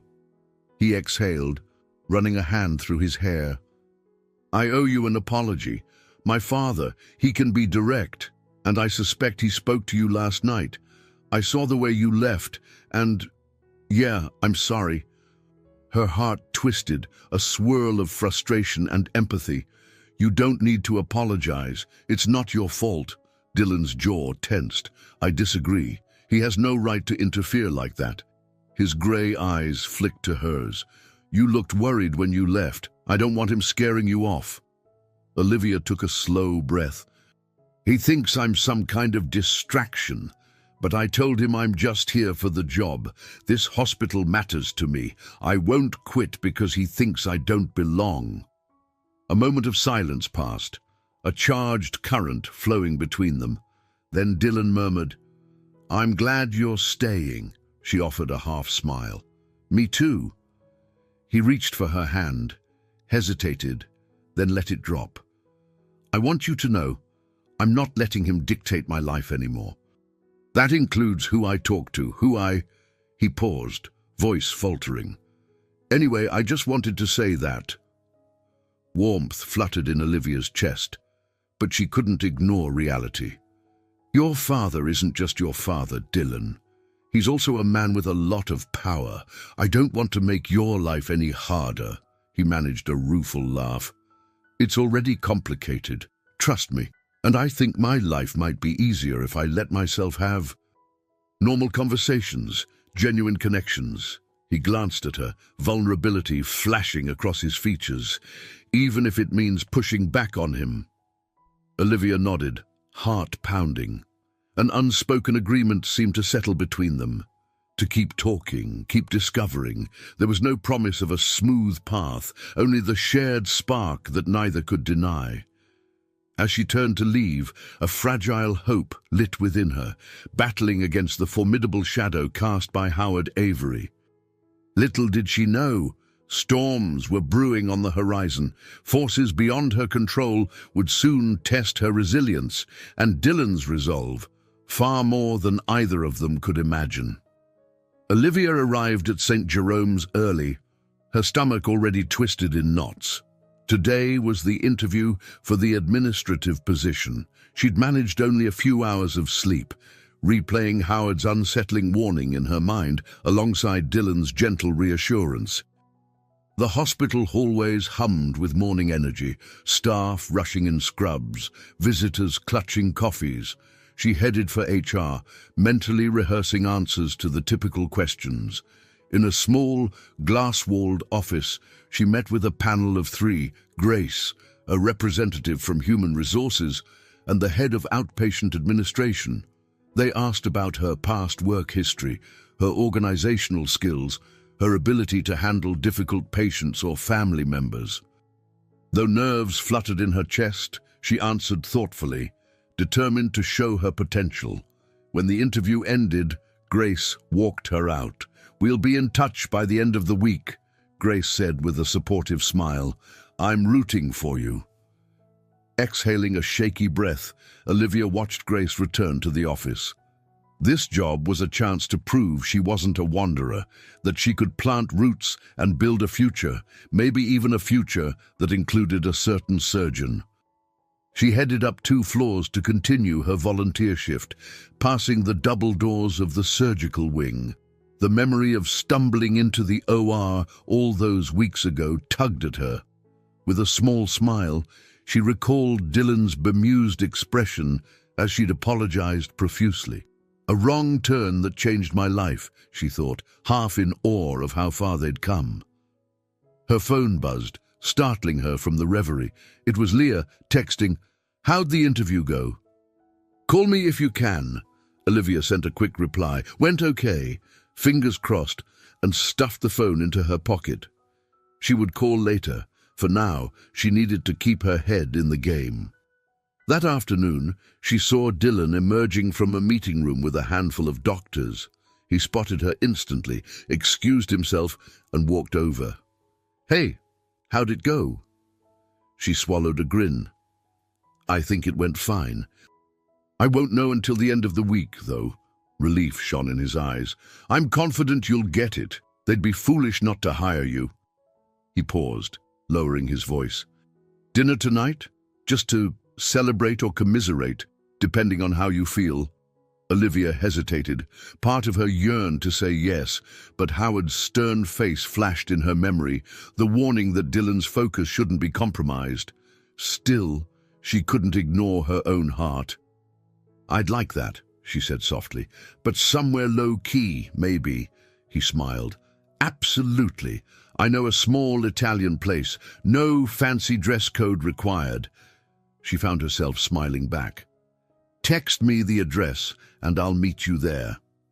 That evening, the so-called small Italian place turned out to be a cozy, family-owned restaurant tucked away on a quiet street. No valet parking, no crystal chandeliers, just checkered tablecloths and the comforting aroma of tomato sauce. Olivia felt her shoulders relax the moment she stepped inside, far from the stares and judgments of high society. They found a booth near the back. A waitress in her 50s greeted Dylan with familiarity. "Long time no see, hun, and you brought company." Dylan introduced Olivia as a friend, and the waitress winked. After taking their orders, she left them with breadsticks and chilled water. Olivia peeked at Dylan over the menu. "You come here often?" He shrugged. "I used to. When things get too intense, I like to escape for a while. The owners don't care who my father is. They just treat me like a person." She couldn't help the surge of empathy. "Must be tough, always feeling eyes on you." He toyed with a breadstick. "Sometimes. Other times, I feel guilty complaining about a life with so many privileges. But the truth is, I didn't choose to be an Avery. It comes with strings." Their eyes locked across the booth, charged with an unspoken question. "Are you willing to face those strings if we grow closer?" She reached for her water, cheeks warming. "I appreciate that you see me differently than most might. I'm not, some social climber, and you're not just a name to me." His expression softened. "I know," he whispered. They talked about simpler things, the best pasta on the menu, a funny story about one of Dylan's patients who insisted on telling jokes in the recovery room. Laughter blended with the hum of diners around them, creating a pocket of normalcy. For an hour, they were just two people who enjoyed each other's company. After dinner, Dylan insisted on walking her to the bus stop. The streetlights cast a gentle glow on the sidewalk, and each step felt heavier with the awareness of what might be growing between them. When they reached the corner, he turned to face her. "You sure you don't want a ride home?" he asked gently, his breath visible in the cool night air. She shook her head. "The bus is fine. I've got my routine." He nodded, lingering for a moment before quietly saying, "I'm glad we did this." She smiled. "Me too." Then, with a sudden burst of courage, she leaned in and pressed a tentative kiss to his cheek, a simple, warm gesture. His eyes widened slightly, a flicker of surprise melting into tenderness. For a heartbeat, they stood in electrified stillness. The bus rumbled up to the curb, and Olivia stepped back. "I'll see you at the hospital." Dylan's voice was soft. "Good night, Olivia." As she boarded, her heart pounded with a mix of excitement and fear. She settled into a seat, watching him through the window. He stayed there, hands in his pockets, until the bus pulled away. With each block it traveled, she felt the thrill of possibility, battling the ghosts of self-doubt. She might be stepping into deeper waters than ever before, but for the first time in years, she allowed herself to imagine a tomorrow where she wasn't alone, and that both thrilled and terrified her.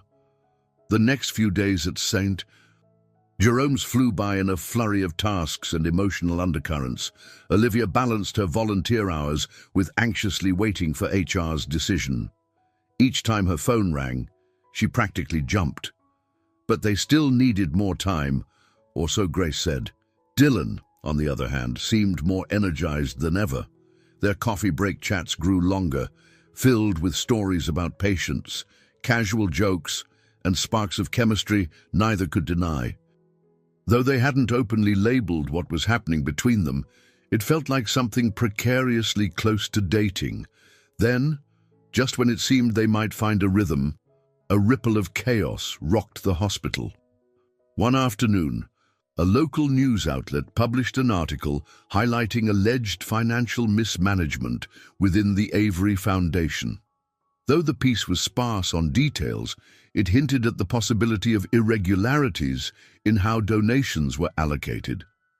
Howard Avery wasted no time launching into damage control. He summoned a press conference, standing stoic at the podium alongside the hospital board. With cameras flashing, he declared, "These accusations are baseless. The Avery Foundation stands for integrity and transparency. We will fully cooperate with any investigation." Dylan stood behind him, arms crossed, face carefully neutral. That evening, as staff began to filter out, Olivia found Dylan in a deserted corridor, reading a text from an unknown number. His jaw tensed, frustration seething beneath the surface. "My father's spinning like crazy. He's determined to protect the Avery name at all costs. And now, lawyers are questioning old grants, digging through records. It's a mess." Olivia gently touched his arm. "Is there any truth to it? Could something shady be going on?"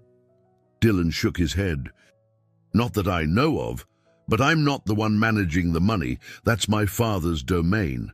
I just handle the medical side, propose budgets for hospital needs.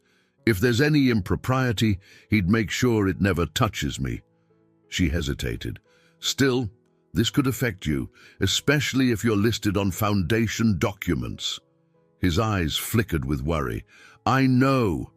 And if we lose major donors, the hospital's expansions will suffer. Patients will suffer." She sensed the heavy weight he carried, the same swirl of conflict between duty and personal desire. "If there's anything I can do," Dylan offered a faint, grateful smile. "Just keep being you. Honestly, it helps." The following day, tension hung over St. Jerome's.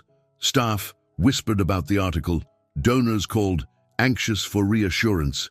Howard prowled the halls, speaking in hushed tones with lawyers. At one point, Olivia spotted him at the reception desk, flanked by two stern-faced men in suits. She ducked away, not eager to relive his disapproving glare. That afternoon, Olivia was refilling patient files in the outpatient wing when Grace rushed over, looking flustered. "Olivia, HR wants to see you. Something about a possible delay in your hiring process." Olivia's stomach clenched. "Delay? But they said they'd have a decision by now." "I know," Grace replied softly. "They want to explain in person. It might be tied to the foundation drama. Don't panic, okay?" Panic, of course, set in immediately. She hurried to HR, heart pounding, envisioning the worst-case scenario, that the job offer would be rescinded. Inside a small office, she found the HR rep who'd interviewed her. She wore a tight-lipped expression. "Olivia, I'm sorry for the inconvenience. We've run into a sudden hiring freeze on certain administrative roles," the woman explained. "Mr. Avery has requested a thorough budget review until these allegations are sorted out." Olivia's throat went dry. "Does that mean—" "We're putting your application on hold," the rep said, voice somber. "It doesn't mean no. It just means we can't confirm your start date or salary until we get clearance from the top. We'll contact you as soon as it's resolved." Trying to steady her breathing, Olivia thanked the rep and left. Despair bubbled within her. She'd been so close to breaking free of her unstable employment history. Now everything was on pause. All because of the Avery family's crisis. Why does my life always stall, right when it's about to move forward? She thought bitterly. She considered leaving the hospital for the day, avoiding Dylan until she could calm down. But as luck would have it, she nearly walked straight into him when turning the corner. Concern etched his face the moment he saw her expression. "Olivia, what happened?" She swallowed, forcing composure. HR just told me the position is on hold. Something about your father's budget review. They can't hire me until the foundation mess is cleared up. Dylan closed his eyes briefly, cursing under his breath. This is exactly what I was afraid of. I'm so sorry. Her voice trembled with frustration. I don't blame you. She paused, trying to rein in her emotions. I'm tired of almost getting somewhere, then having the rug pulled out from under me. Before Dylan could respond, Howard appeared at the far end of the corridor, accompanied by the same two attorneys. He spotted them, his lips tightening.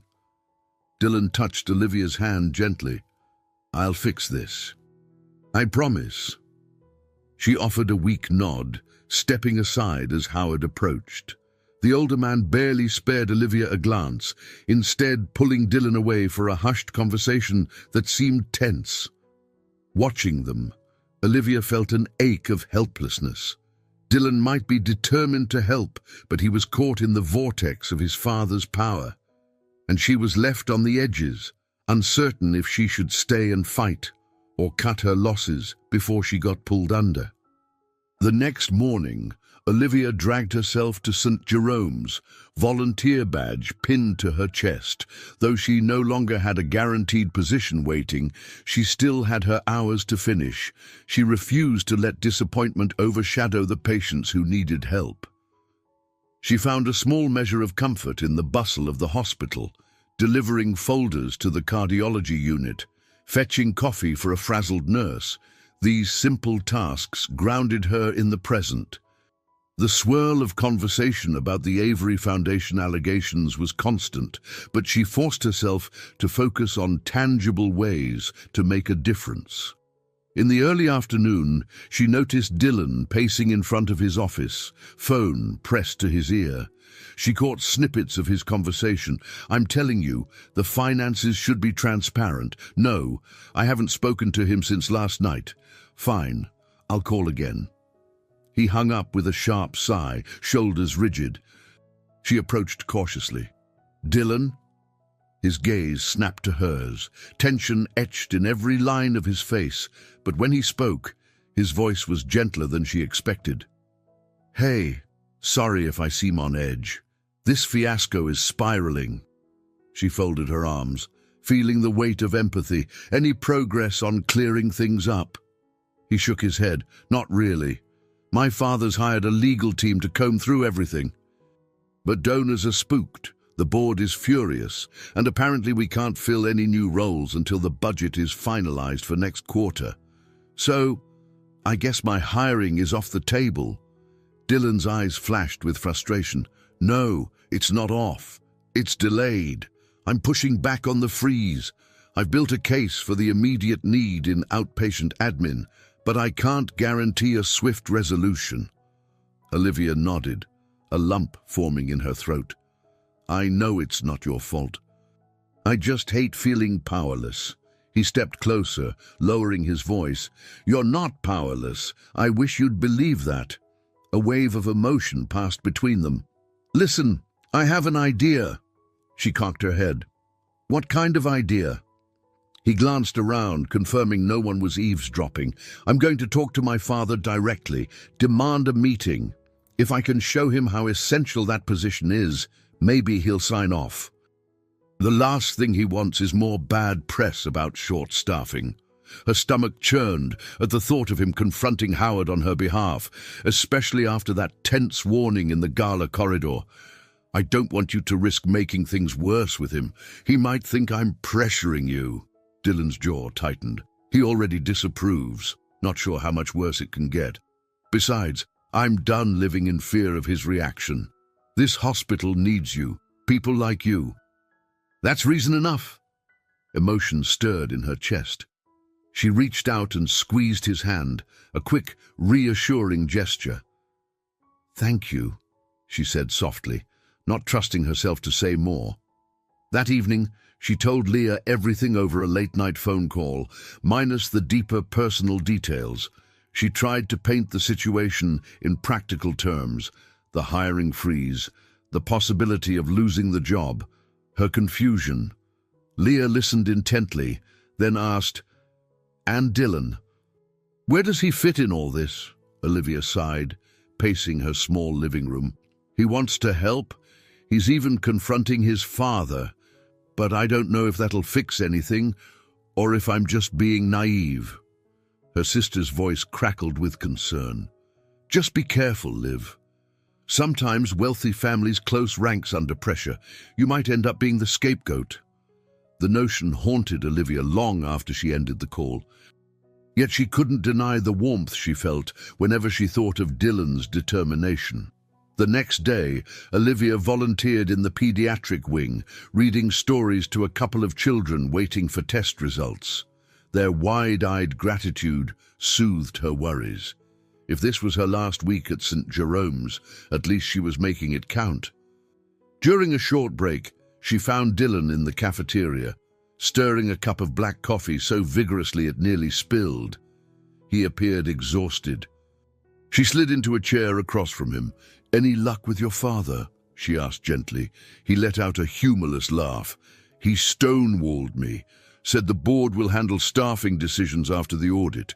Then he changed the subject to some PR event for the foundation." A flash of anger hardened his features.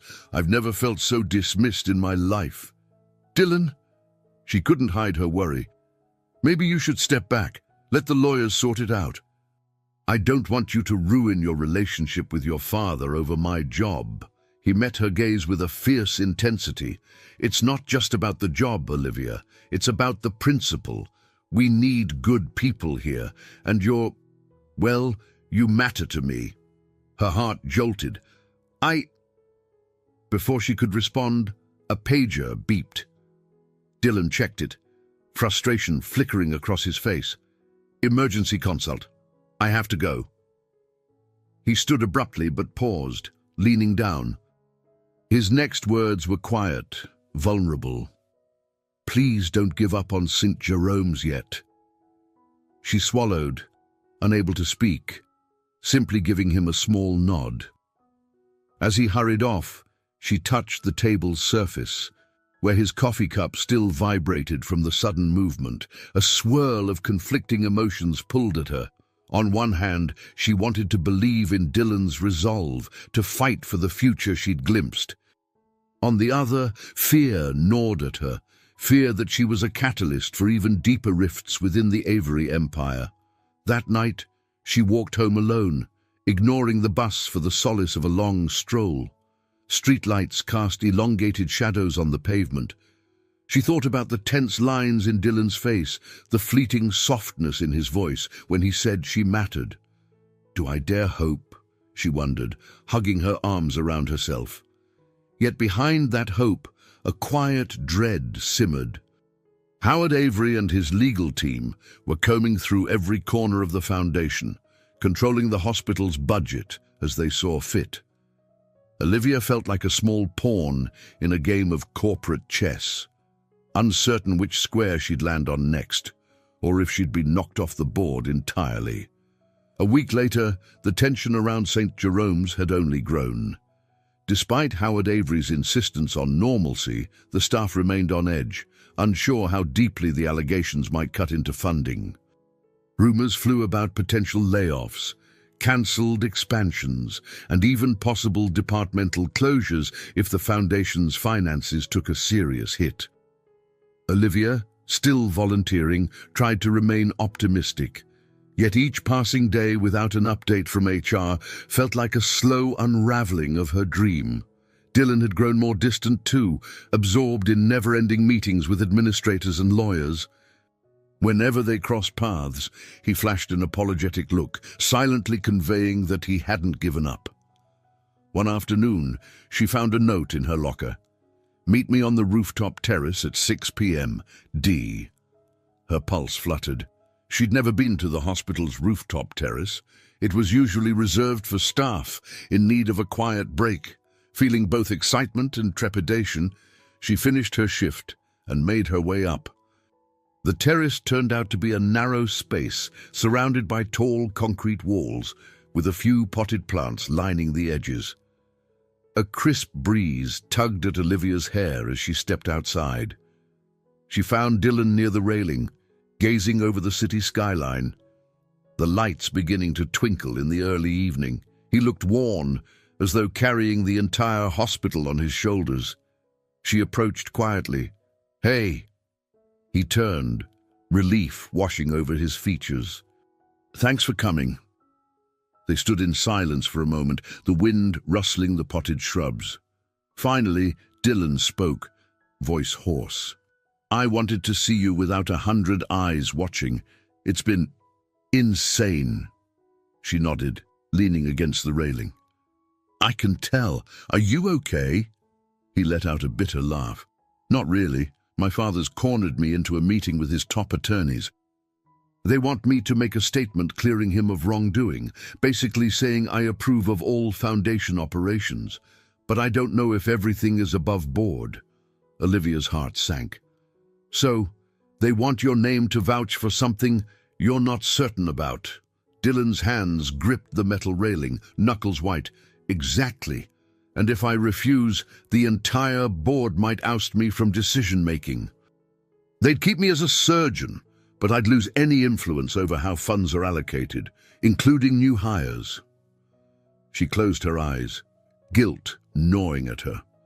"You're stuck, and it's partly because you're fighting for me." He shot her a sharp glance. "Don't ever say that. I'm fighting for what's right, for the hospital's transparency and your job. If my father's done something unethical, I won't lie to protect him." Her chest tightened, admiration mingling with worry. "But if you lose your position on the board, you might not be able to push for more staff. You might not be able to protect the hospital at all." Dylan let out a shaky breath. "I know. That's what's tearing me apart." He hesitated, eyes shadowed by frustration and something that looked like longing. "Olivia, I'm sorry for dragging you into this storm. But I need you to know how important you've become to me, beyond the hospital, beyond any job opening." Her heart thudded. "Dylan." He reached out, lightly touching her cheek, sending a tremor through her. "I want us to figure out a way through this, together." For a fleeting second, she allowed her eyes to close, leaning into his palm. The warmth of his touch was an anchor in a chaotic sea. But reality snapped back quickly, the memory of Howard's stern face haunting her. "How can we figure it out when everything is on the brink? If the board kicks you out, if the foundation collapses, where does that leave us?" His gaze hardened with resolve. "I'm not giving up on my career or on you. One way or another, I'll find a path." Before she could respond, the terrace door swung open, slamming against the wall. A breathless intern stumbled out. "Doctor." "Avery, they're asking for you in admin. Your father's here, and so is the CFO. It sounds urgent." Dylan clenched his jaw, stepping back from Olivia. "I'll be right there." He glanced at her, regret flickering in his eyes. "I'll call you later." She gave a brief nod, forcing herself to let him go. As he disappeared through the door, the wind seemed to grow colder, whipping strands of her hair against her face. She stared at the skyline, feeling the gulf between their worlds yawning wider. Later that night, she returned to her apartment, dropping onto her couch without bothering to switch on the lights. Her phone vibrated with a text. Leah again, probably wanting updates, but Olivia couldn't summon the energy to reassure her sister when she herself felt lost. She turned on the TV for background noise. A local news report flickered into view, repeating the allegations against the Avery Foundation. She saw a short clip of Howard outside the hospital, insisting he had nothing to hide. Then the camera cut to Dylan's photo, describing him as the reluctant heir caught in the crossfire. Olivia muted the television, sick to her stomach. Everything was unraveling. The job, Dylan's board position, their fragile bond, overshadowed by crisis. She longed for one moment of clarity, a sign telling her whether to fight for a place in his life or protect herself by walking away. But no sign came. only the hollow flicker of the TV screen and the restless churn of her thoughts, echoing the question she couldn't avoid. Was she brave enough to stand by him when the consequences could be devastating, or should she walk out before heartbreak became inevitable? 2 days passed in a tense blur.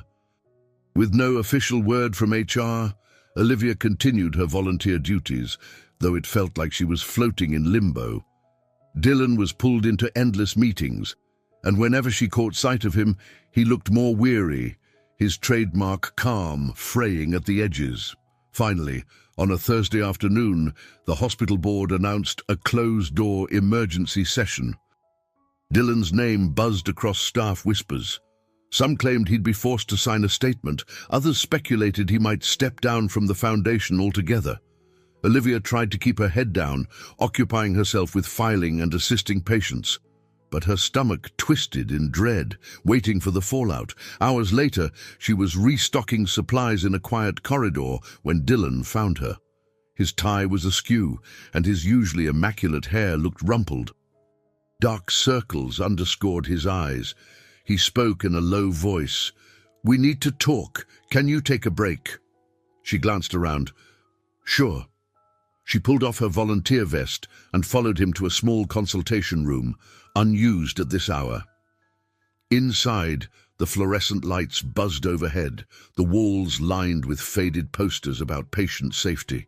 Once the door clicked shut, Dylan turned to her, anger and hurt warring on his face. "They gave me an ultimatum. Endorse my father's financial practices or lose my seat on the board immediately." Her heart sank. "I'm guessing you didn't sign." His jaw flexed. "No, I didn't. And the board voted to suspend me from decision-making. I'm still a surgeon, but I have zero authority over administrative or budget matters." Tears stung Olivia's eyes. "I'm so sorry. I know how much you care about this place." He nodded, pacing the small room. "It's worse than that. My father threatened to withdraw a chunk of foundation money if I refused to comply. That could jeopardize expansions, staff hiring, even your position, if the freeze continues." "Dylan..." She reached out, but he kept pacing, a storm of frustration radiating from him. "I couldn't lie," he said, voice tight. "I can't say the finances are clean when I suspect otherwise, but now the hospital might suffer. My father claims he's doing this for the good of the Avery reputation, so no one questions our name. Meanwhile, you're caught in the crossfire." She blinked back tears. "Then maybe it's time I move on, find another position. I don't want to be a burden." He stopped abruptly. "You're not a burden. Don't ever say that." She swallowed hard. "But if staying means you lose your influence, I can't let that happen." He pressed his hands against the edge of a desk, shoulders slumping. "You don't get it.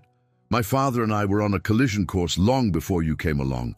This is about me standing up for my own integrity. If you leave, he'll still find a way to manipulate me." A thick silence weighed between them. Olivia drew closer, gently touching his arm. "So what do we do?"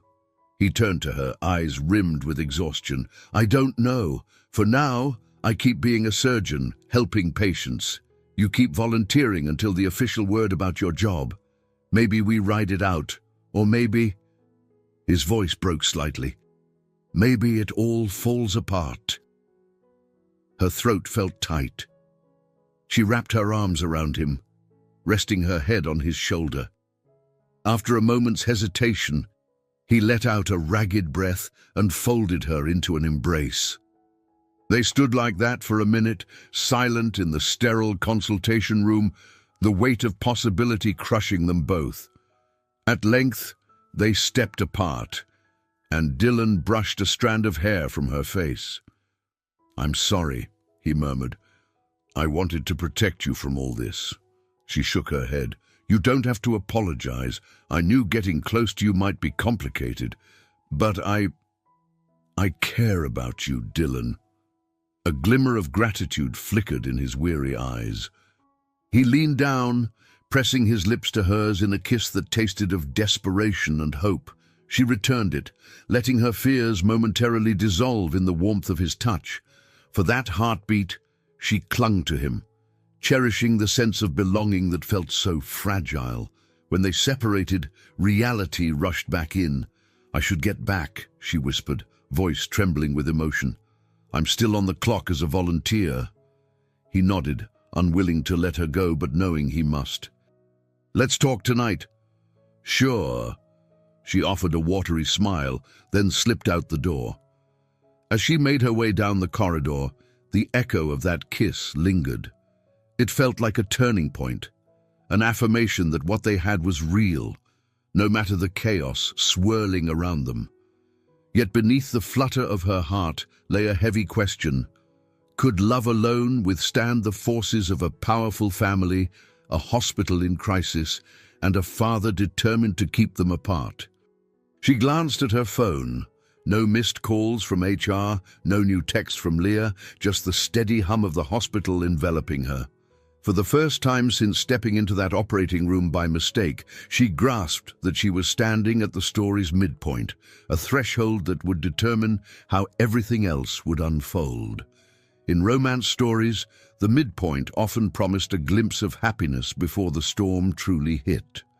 Olivia couldn't help but wonder if this kiss, this moment of truth, would be the last calm before the darkness closed in.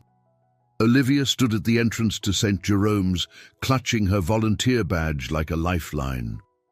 A brisk wind swept leaves across the hospital's front steps, signaling the shift from autumn's warmth to the chill of looming winter. The symbolic change wasn't lost on her. After that tender kiss with Dylan, the harsh reality of the Avery Foundation scandal felt even colder. Inside, the usual bustle of patients and staff buzzed with an undercurrent of anxiety. Whispers of budget cuts, board disputes, and frozen funds drifted from every corner. Olivia felt the tension winding tighter. The crisis at the foundation wasn't abating. If anything, it was intensifying. She made her way to the volunteer office, signing in for what might be one of her final days. The hiring freeze meant she still had no news about the administrative position, yet something told her she couldn't simply walk away. Not with Dylan fighting for honesty and for her. Mid-morning, she passed the cafeteria and spotted Dr. Avery Sr., Howard, accompanied by two men in severe suits. Even from across the hall, she felt the weight of his disapproving stare. He didn't speak, but his gaze lingered. A chill slid through her. Why is he here so often now? She knew the answer: damage control. The Avery name was under fire, and Howard intended to salvage it at all costs. Olivia hurried past, hoping to avoid a confrontation. As she turned a corner, she nearly collided with Mary Ann, the petite nurse from radiology. Mary Ann's usually bright expression looked strained. "Are you okay?" Olivia asked gently. Mary Ann sighed. "It's hectic. A couple of staff are afraid their contracts won't be renewed, so morale's plummeting." Then, glancing around, she lowered her voice. "Keep your guard up. Howard Avery's been asking about certain volunteers and staff. Who's necessary? Who's expendable? Some say he's using the scandal as an excuse to slash positions." A lump formed in Olivia's throat. "Thanks for the warning." Mary Ann gave her a sympathetic pat on the arm, then hurried off. Anxiety churned in Olivia's stomach. She understood now. For Howard Avery, protecting the family empire meant getting rid of any liabilities or anyone he deemed a distraction. By noon, Olivia's nerves were frayed. She wandered into a small staff lounge to eat lunch, but found herself unable to take more than a few bites of her sandwich. Just then, Dylan slipped in, looking over his shoulder as if making sure he wasn't followed. His expression softened the moment he saw her, but stress pulled at the corners of his eyes. He sank into the chair beside her. "We need to talk, but not here," he murmured, casting a glance at the open doorway. "Meet me after your shift." There's a coffee shop across the street. Marie knows, she nodded, heart thumping. I'll be there. That afternoon was a blur of assisting patients and delivering files, but her thoughts kept drifting to Dylan's urgent tone. By the time her volunteer shift ended, her chest was tight with apprehension. She walked to Marino's, a modest, family-owned cafe with soft lighting and the aroma of espresso. Dylan was already waiting in a corner booth, 2 steaming cups on the table. He motioned for her to sit. I ordered you a latte. Hope that's okay. She slid into the seat across from him. Thank you, she said, voice quieter than she intended. What's going on? Dylan exhaled, wrapping his hands around his mug. Howard's threatening to cut certain patient programs if the board won't clear him of suspicion. He's basically holding the hospital hostage. Frustration radiated from him. He's also hinted that your volunteer role and any hope for your hire could be terminated. He knows we're close, Liv. Her heart clenched. So he's using me to pressure you. A grim nod. That's exactly it. He thinks if you're gone, I'll have nothing left to fight for and will fall in line. Dylan's eyes burned with anger. He's underestimating my resolve. Olivia swallowed hard, the latte suddenly tasting bitter. What do we do? He leaned forward, lowering his voice. I've been digging into some of the Foundation's public records. There's a pattern of questionable transfers, funds allocated to shell organizations that funnel back into Avery family holdings. If that's proven, Howard could face legal trouble. Her jaw dropped. Are you sure? I'm sure something's off, but I need more concrete evidence. If I can prove wrongdoing, the board might remove Howard instead of me. Then the Foundation could be saved from scandal, and the hospital wouldn't suffer. He hesitated before continuing. I know a journalist investigating this story. If I share what I've found, it could blow up. But it also might force the board's hand. Olivia's pulse hammered. That's risky. If you go against your father publicly, who knows what he'll do? Dylan gripped her hand across the table. I'm prepared to deal with him. I'm more worried about how this affects you. If you become a target... She squeezed back. I'm not running. I want to help if I can. His eyes flickered with gratitude. Then maybe we keep our distance in public for a bit. Just until I sort things out. If Howard sees us together, he'll clamp down harder. Her chest tightened at the thought of stepping back, yet the logic was undeniable. I understand, she said softly, struggling to keep disappointment from her voice. Dylan's eyes shone with regret. We'll make it through this, Olivia. I promise. She wanted to believe him. Still, dread coiled in her gut, warning that once Howard Avery locked on a target, he wouldn't relent until he'd crushed every threat to his empire. Olivia returned to her apartment that night, mind buzzing. She closed the door and leaned against it, the faint hum of traffic outside her window. If Dylan went through with exposing his father, everything could change. His position, her future at St. Jerome's, even the hospital's funding. But if he stayed silent, the corruption would fester, and Howard's grip would only tighten. She thought back to Mary Ann's warning, the frightened faces of staff unsure if they'd have jobs next month. This was bigger than her or Dylan.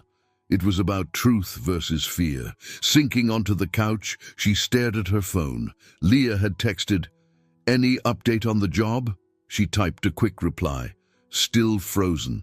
More complicated than I can say now. We'll call soon. Then set the phone aside. In the quiet darkness, she remembered Dylan's hand on hers, the determination in his eyes.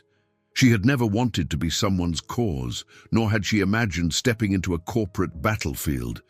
Yet here she was, caught in the crosshairs of a feud that ran deeper than she could have guessed. Stay strong, she told herself, though her voice trembled in her own mind.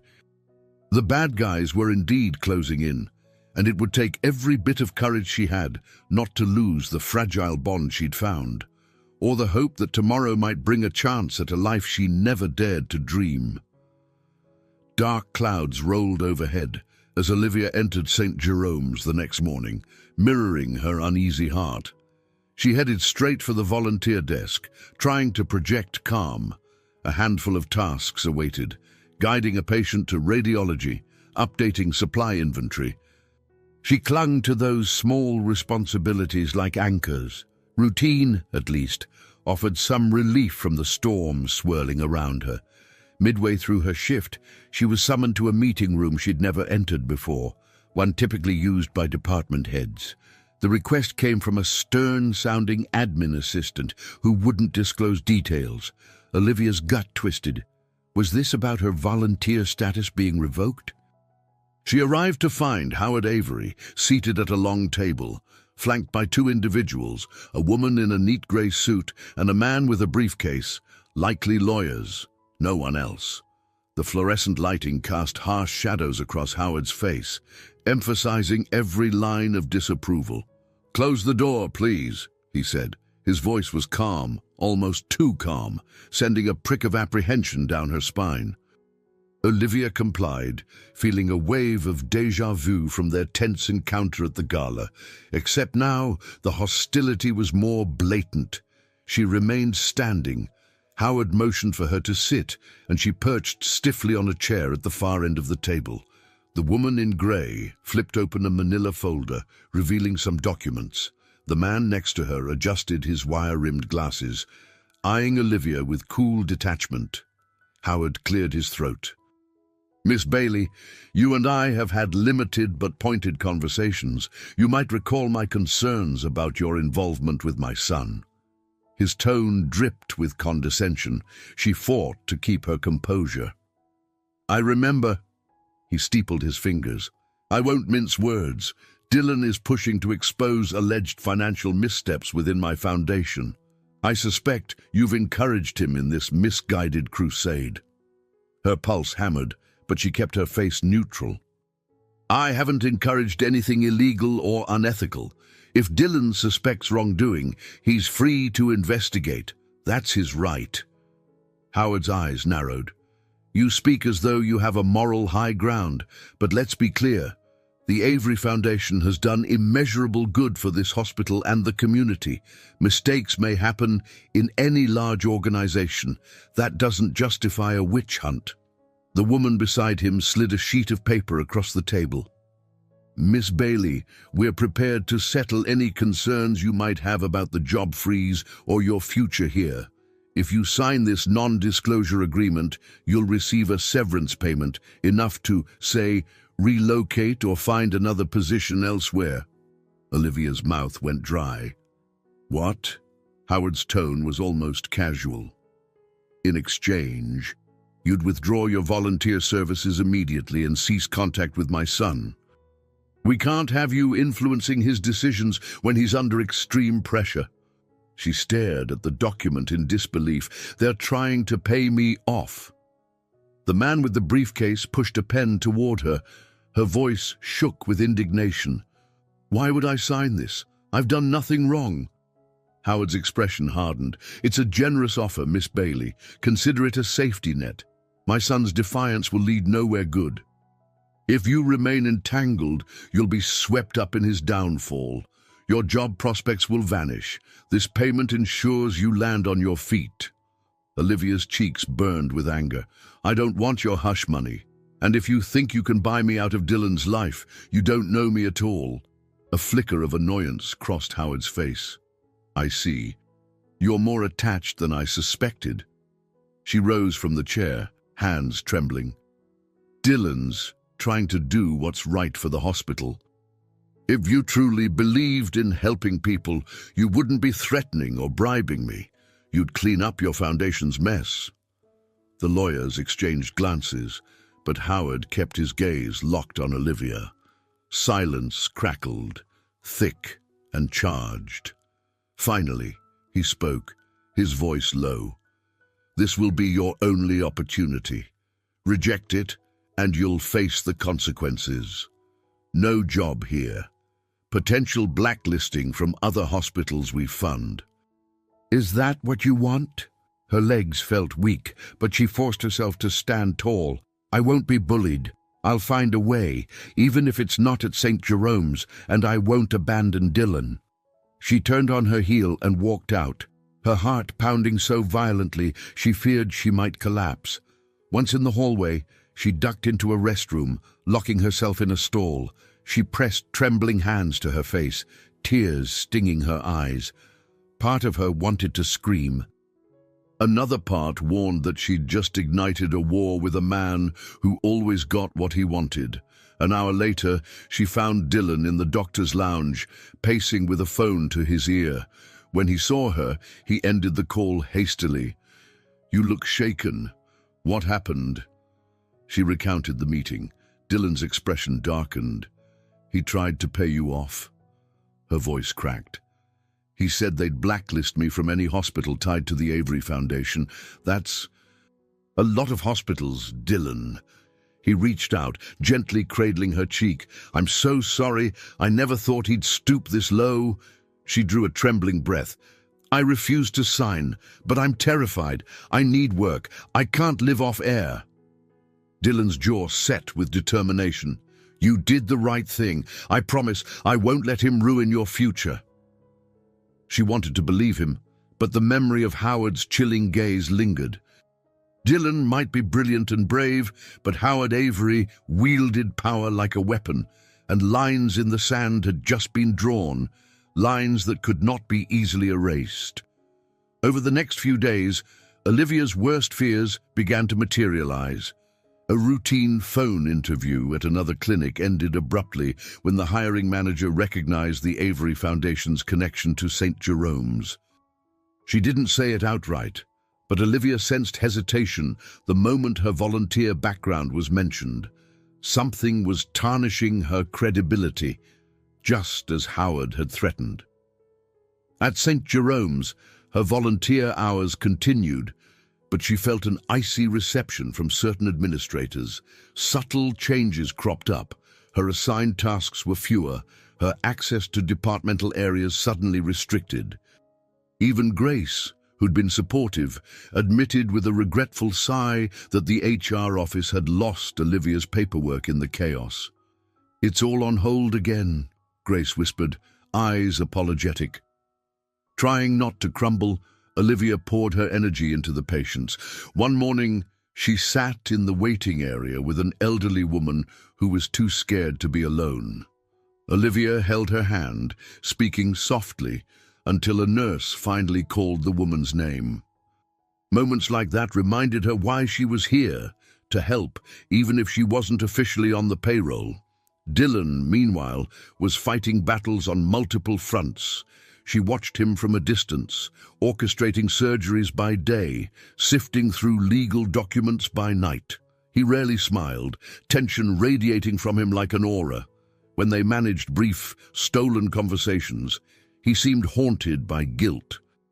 "I hate that you're suffering because of me," he'd say, and she'd answer, "I'm suffering with you, not because of you." But the pressure was taking its toll. One evening, she found him slumped in a corridor outside the ICU, massaging his temples. She knelt beside him. "Dylan, when was the last time you slept properly?" she asked, voice soft. He shook his head. "I can't remember. I keep poring over financial statements, hoping to find a smoking gun. My father's grown more secretive, though." She took his hand in hers. "You can't do this alone." His eyes flicked to hers. "I don't have a choice. If I don't uncover the truth, he keeps the power. And you—" He stopped, swallowing hard. "And you'll be forced out." She pressed his hand gently. "Then let's figure it out together." 2 nights later, Dylan called her, voice crackling through the phone with pent-up frustration. "I found something. A series of fund transfers disguised as research grants. They all link back to a front company run by one of my father's oldest associates." Olivia's heart thudded. "That's huge. Can you prove it's fraudulent?" "Almost.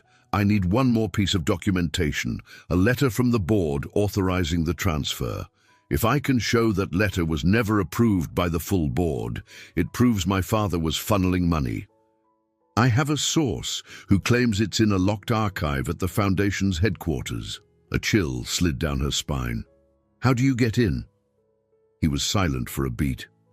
The building's locked down after hours. But I have a key card from when I used to help with philanthropic events. If it still works, I could slip in, find the file, and get out. Her breathing grew shallow. That sounds risky.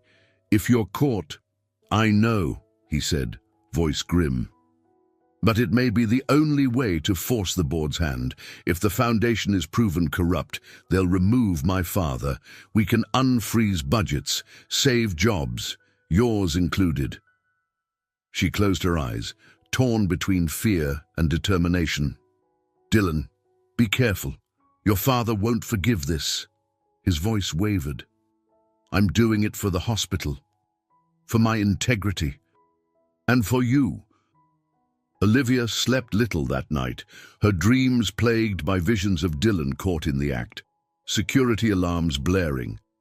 When morning came, she hurried to the hospital, uneasy. She sought out Mary Ann, confiding in her about the swirling rumors of sabotage and missing paperwork. Mary Ann's jaw set angrily. I'd heard that Howard Avery was playing dirty, but blacklisting you is next-level terrible. If you need me to speak to anyone, I will. Thank you, Olivia whispered. Right now, I'm just trying to hold on. Mary Ann squeezed her arm. Don't let him break you. Leaving Mary Ann's support lifted her spirits a notch, but the sense of looming disaster only grew as the day wore on. By mid-afternoon, she glimpsed Howard Avery striding through the corridors. His usual entourage of lawyers trailed behind, faces grim. She stepped aside, hoping not to be noticed, but his glance caught her anyway, a steely flash of triumph in his eyes, as if daring her to defy him again. That evening, Dylan texted, "Going to Foundation HQ tonight. I'll let you know what happens." She stared at the message, heart pounding. What if it's a trap? Howard might anticipate Dylan's move. Yet telling him don't go would only undermine his resolve. With trembling fingers, she sent back, "Please be careful. Or call me the moment you can." Hours stretched into an anxious vigil. She paced her apartment, phone in hand, imagining the labyrinth of locked offices, the hush of after-hours security. Around midnight, still no word. She tried to distract herself by tidying up, but every minute felt like an hour. By 1 in the morning, panic was setting in. She typed a text, "Are you safe?"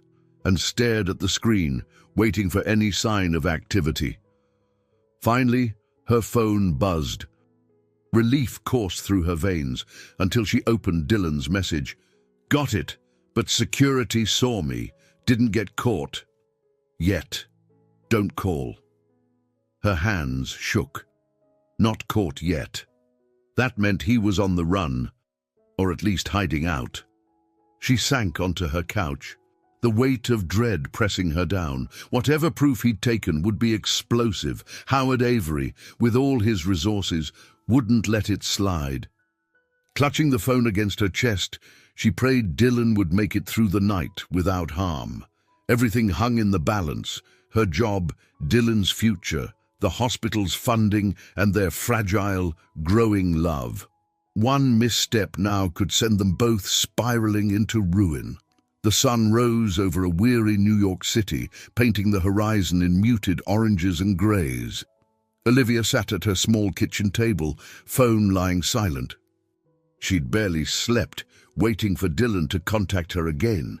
Outside, the usual morning bustle began, cars honking, neighbors heading to work, oblivious to the high-stakes drama playing out in the Avery empire. At last, her phone buzzed with an incoming call. She snatched it up. "Dylan?" His voice sounded ragged but relieved. "I'm okay. I spent the night in a hotel, away from my place. Security nearly cornered me as I left the Foundation's office, but I managed to slip out. I have the documents." She released a shaky breath. "Thank God you're safe." "Listen," he continued, "I'm heading straight to an investigative journalist I trust. The documents show unauthorized transfers, basically blatant corruption. Once this goes public, my father's position is indefensible." Olivia's heart pounded. "Are you sure you want to go public so soon?" He hesitated. "I have to. The board meets tomorrow. If I blow the whistle today, they can't ignore it. My father will be exposed." She wasn't sure whether to feel triumph or terror. "What can I do?" "Stay low. If Howard discovers I have evidence, he'll come after anyone close to me." His tone turned grave. "That includes you." She swallowed. "I understand. Just promise you'll let me know once you've spoken to the journalist." "I will," he said softly, then paused. "Olivia, we're almost there. Hang in a little longer." The call ended, leaving her thoughts swirling. She kept replaying, "We're almost there," a fragile hope. Yet danger lurked. Howard Avery wouldn't surrender without a fight. At the hospital, she carried out her volunteer duties with shaky determination. She avoided areas where Howard or his legal team might appear, sticking to the pediatric ward. Yet by midday, word of a looming scandal began trickling through the staff. A rumor circulated that Dylan Avery had leaked documents to the press, though no official statement had been made. Mary Ann cornered Olivia in a supply closet. "Is it true? Did Dr. Avery really find proof of corruption?" Olivia pressed a box of bandages to her chest. I can't talk about it." Fear of revealing too much gripped her. "Just be prepared. Things might get messy." Mary Ann gave her a look of concern but didn't press further. By late afternoon, a commotion erupted in the main lobby. A cluster of reporters had gathered outside, cameras flashing as they tried to gain entry. Security guards blocked them, but one journalist managed to shout, "Is it true Dr. Avery is whistleblowing against his own father?" Another bellowed, "What does this mean for the hospital's funding?" Olivia stood by a corner, pulse hammering. Dylan hadn't called yet, but it seemed the press had some inkling of the story. She needed to see if he was safe. She fished out her phone and tapped a text. "Are you okay? News crews are here." No reply. She stayed past her volunteer shift, nerves frayed. As evening approached, she snuck up to the 5th floor, where Dylan's office was located. The hallway was eerily quiet. His office door stood ajar, lights off. With a sinking feeling, she peeked inside, empty, untouched. "Looking for someone," a cold voice said from behind. She spun around to face Howard Avery, standing in the dim corridor with arms folded. A flicker of a smirk played across his lips. "My son isn't here." Olivia's heart thudded. I was just..." "Don't bother lying," Howard interjected. "I know he's fed information to the media. They'll run the story soon. My lawyers are scrambling to contain the damage." She mustered courage to ask, "Then why are you here? Shouldn't you be—" "Containing the damage." His eyes flickered with fury. "I'm tying up loose ends. You're quite the loose end, Miss Bailey." He stepped closer, voice low. "All this trouble to keep you out of Dylan's life, yet you persist. So be it. I'll make this simple. Pack your things, leave this hospital for good, or you'll regret the day you crossed me." Her pulse raced, but she refused to step back. "I'm not afraid of you." "Liar," he hissed, face twisting. "You're terrified, and rightly so. Do you think Dylan can protect you? He can't even protect himself now." In that moment, her anger flared, overriding caution. "He's doing what's right, and you can't stand it. Whatever you threaten, I'm not running away." Howard's mouth tightened. A long silence stretched, the tension thick. Finally, he spat, "You foolish girl. When everything collapses around him, don't expect him to pick up your pieces." With that, he brushed past her, footsteps echoing down the hallway. Olivia staggered into Dylan's dark office, heart pounding. She fumbled for the chair, collapsing into it. Tears burned her eyes. Howard's words stung because they carried a kernel of fear she couldn't shake. What if Dylan's world truly collapses? Would there be room for her in the aftermath? She dialed Dylan's number, straight to voicemail. "Where are you?" she wondered frantically. "Did you manage to give the documents to the journalist? Are you safe?" Outside, the sky deepened into dusk, the hospital lights flickering on. Olivia realized she was trembling, adrenaline coursing through her veins. She'd never felt so powerless, caught between a corrupt empire's wrath and the man who dared challenge it. A single text pinged her phone. "Just finished. Story breaks tonight. I'll find you soon." Relief and dread fused in her chest. Tonight, everything changes. That night, Olivia raced home, eyes glued to the shifting headlines on her phone's news apps. Shortly after 9, a major local outlet published a bombshell article. Avery Foundation under fire. Internal documents reveal unauthorized transfers. The piece cited anonymous sources within the foundation and detailed suspicious financial pathways pointing directly to Howard Avery. Her phone lit up with a text from Dylan. The journalist ran it. "I'm safe, at least for now. We should meet." She immediately replied, heart pounding. Minutes later, he called. "Liv," he breathed, sounding both exhilarated and exhausted. "It's out. The board can't ignore it now." She pressed her free hand against her temple, trying to calm her nerves. "Where are you?" "A hotel near the river. I don't think going home is wise. My father knows I'm behind the leak. Can you come?" Despite her own terror, she didn't hesitate. "Text me the address. I'll be there." 30 minutes later, Olivia arrived at a modest hotel overlooking the East River. She spotted Dylan in the lobby, dressed in casual clothes that seemed hastily thrown on. Tension radiated from him, but relief swept across his face when he saw her. They rode the elevator in silence, stepping out onto a quiet hallway. Inside his small room, half-packed files and an open laptop littered the bed. She surveyed the scene, swallowing the lump in her throat. "Where will you go after this?" He shrugged. "Not sure yet. The board is meeting first thing tomorrow.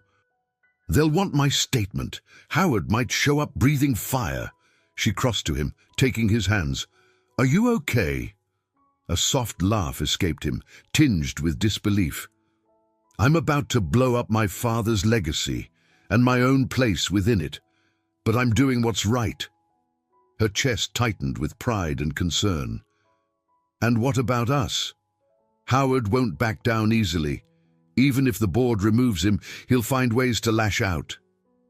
Dylan's grip on her hands tightened. "I don't know how this ends, but I do know I don't want to lose you."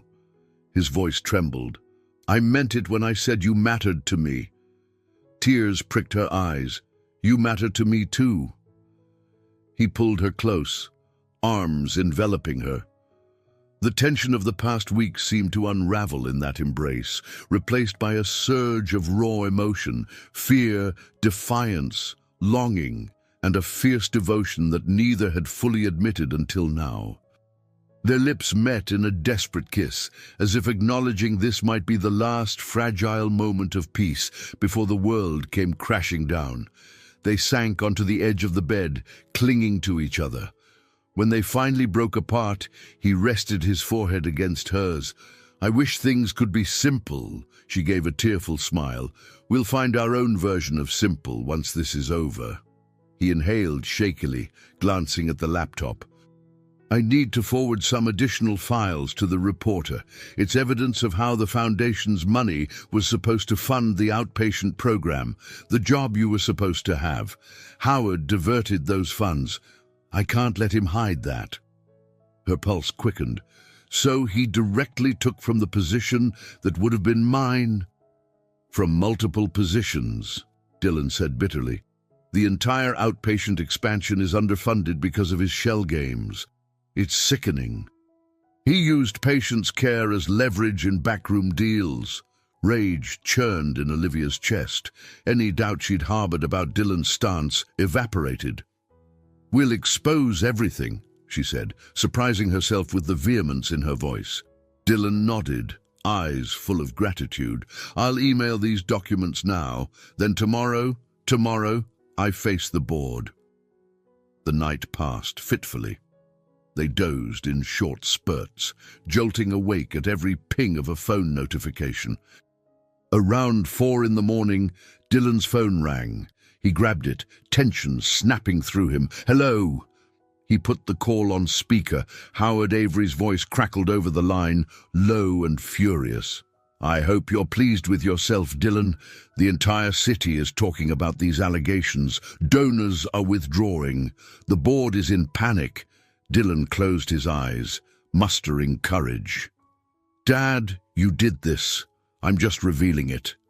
A derisive laugh echoed. "You're my son. That name is everything you have. Without it, you're just another surgeon. Remember that when you're jobless and the hospital is bankrupt?" The line went dead. Dylan stared at the phone, hands shaking. Olivia placed a comforting hand on his arm. "He's lashing out." He turned to her, voice hollow. "I know, but it stings. Everything I believed about family loyalty is in pieces." She sighed, pulling him close again. "We have each other." "That's enough for now." Morning light crept through the window blinds. They prepared as best they could for the board meeting, sipping black coffee in tense silence. Dylan dressed in a press shirt and tie, face set with grim determination. Olivia watched him with a swell of admiration and heartbreak. After a quick hug in the hotel lobby, they parted ways, Dylan to face the board, Olivia to observe from a safe distance. She'd planned to head to St. Jerome's to volunteer, but she wasn't sure if she'd be welcomed. Instead, she decided to wait in a nearby cafe, phone in hand, ready for updates. Each minute felt like an hour, her mind conjuring images of board members shouting, lawyers threatening, Howard's rage filling the room. Yet she also envisioned Dylan standing firm, refusing to buckle. "He's stronger than he knows," she told herself, praying it would be enough. When her phone finally buzzed, she nearly dropped it. Dylan's text read, "Meeting is done. We need to talk, ASAP." Hands trembling, she hurried out of the cafe, the city spinning around her.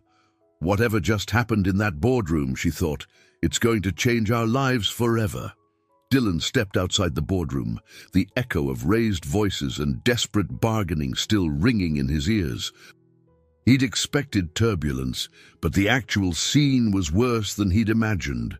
Half the board members looked betrayed, the other half looked fearful, and Howard Avery had stared him down with an expression that promised retribution. He spotted Olivia at the far end of the corridor, standing near a window overlooking the city. The sunlight caught in her hair, revealing the raw tension on her face. The moment he locked eyes with her, something in him softened.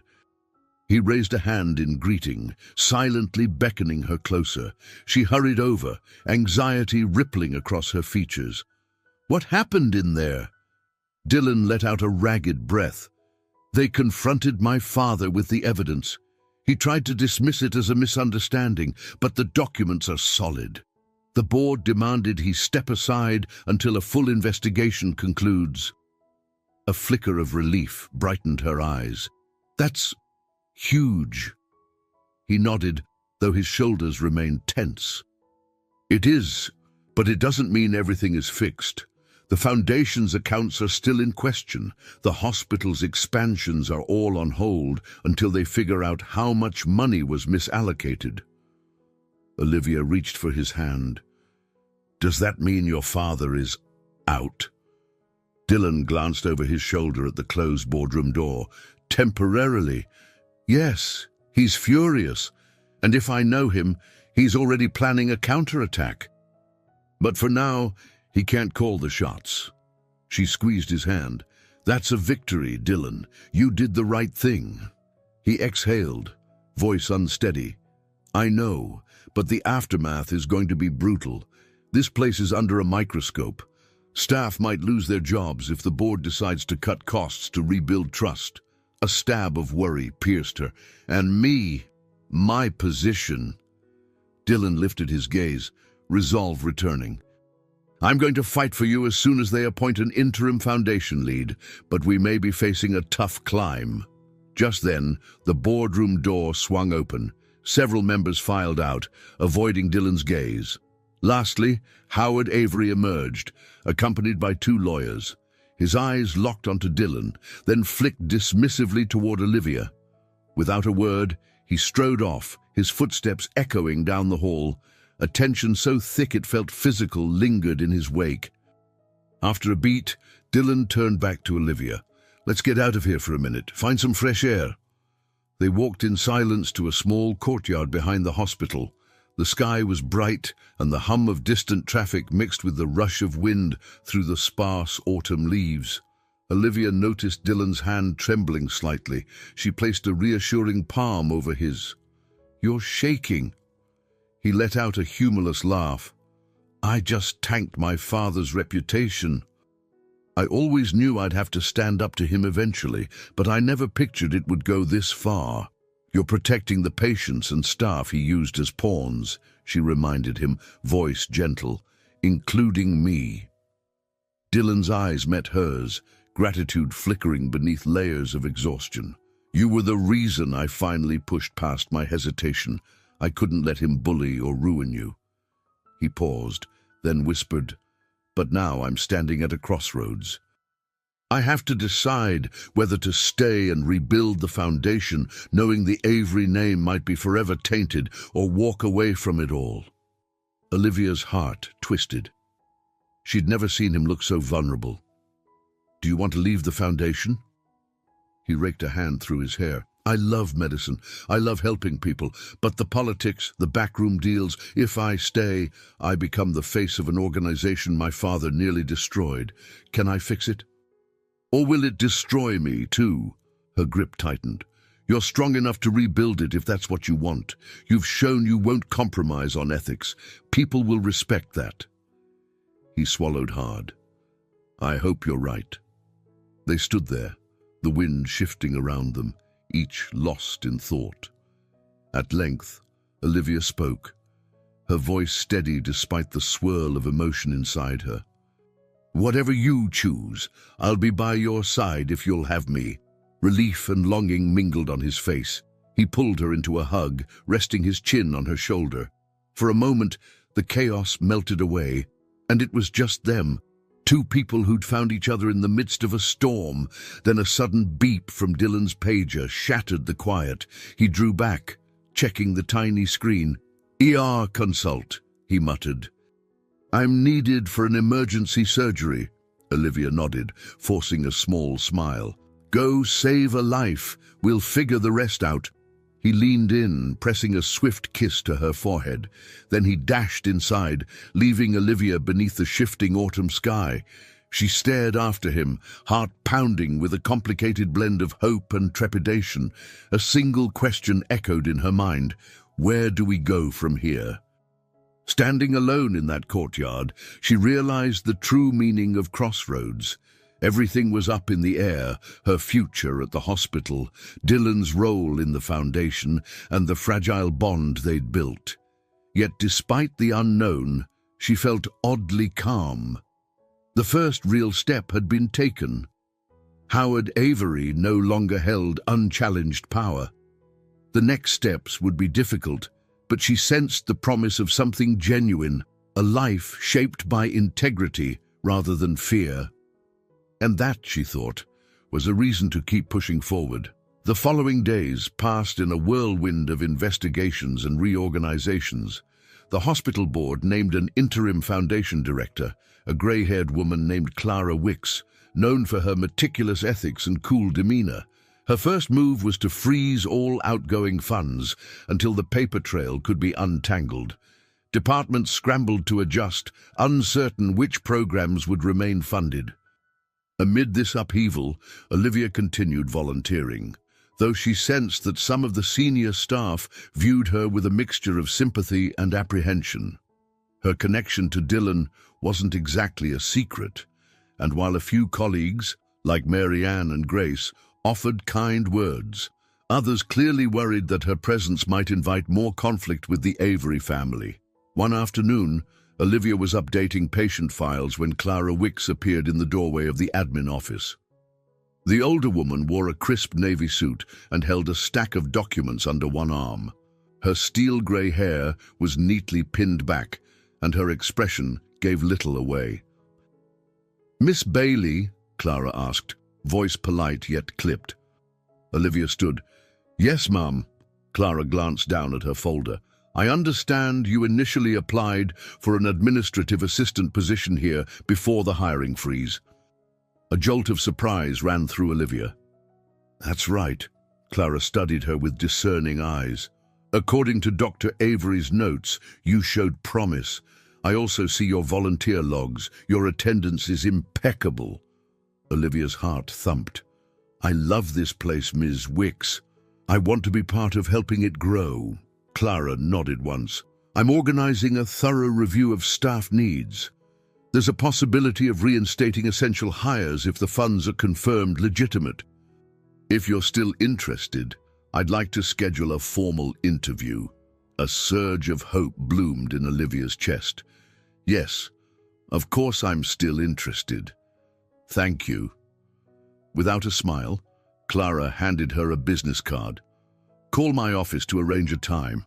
I'm not guaranteeing anything, but I believe in fairness. If you're qualified and the budget allows, you deserve the chance you were promised." Olivia took the card with a grateful nod.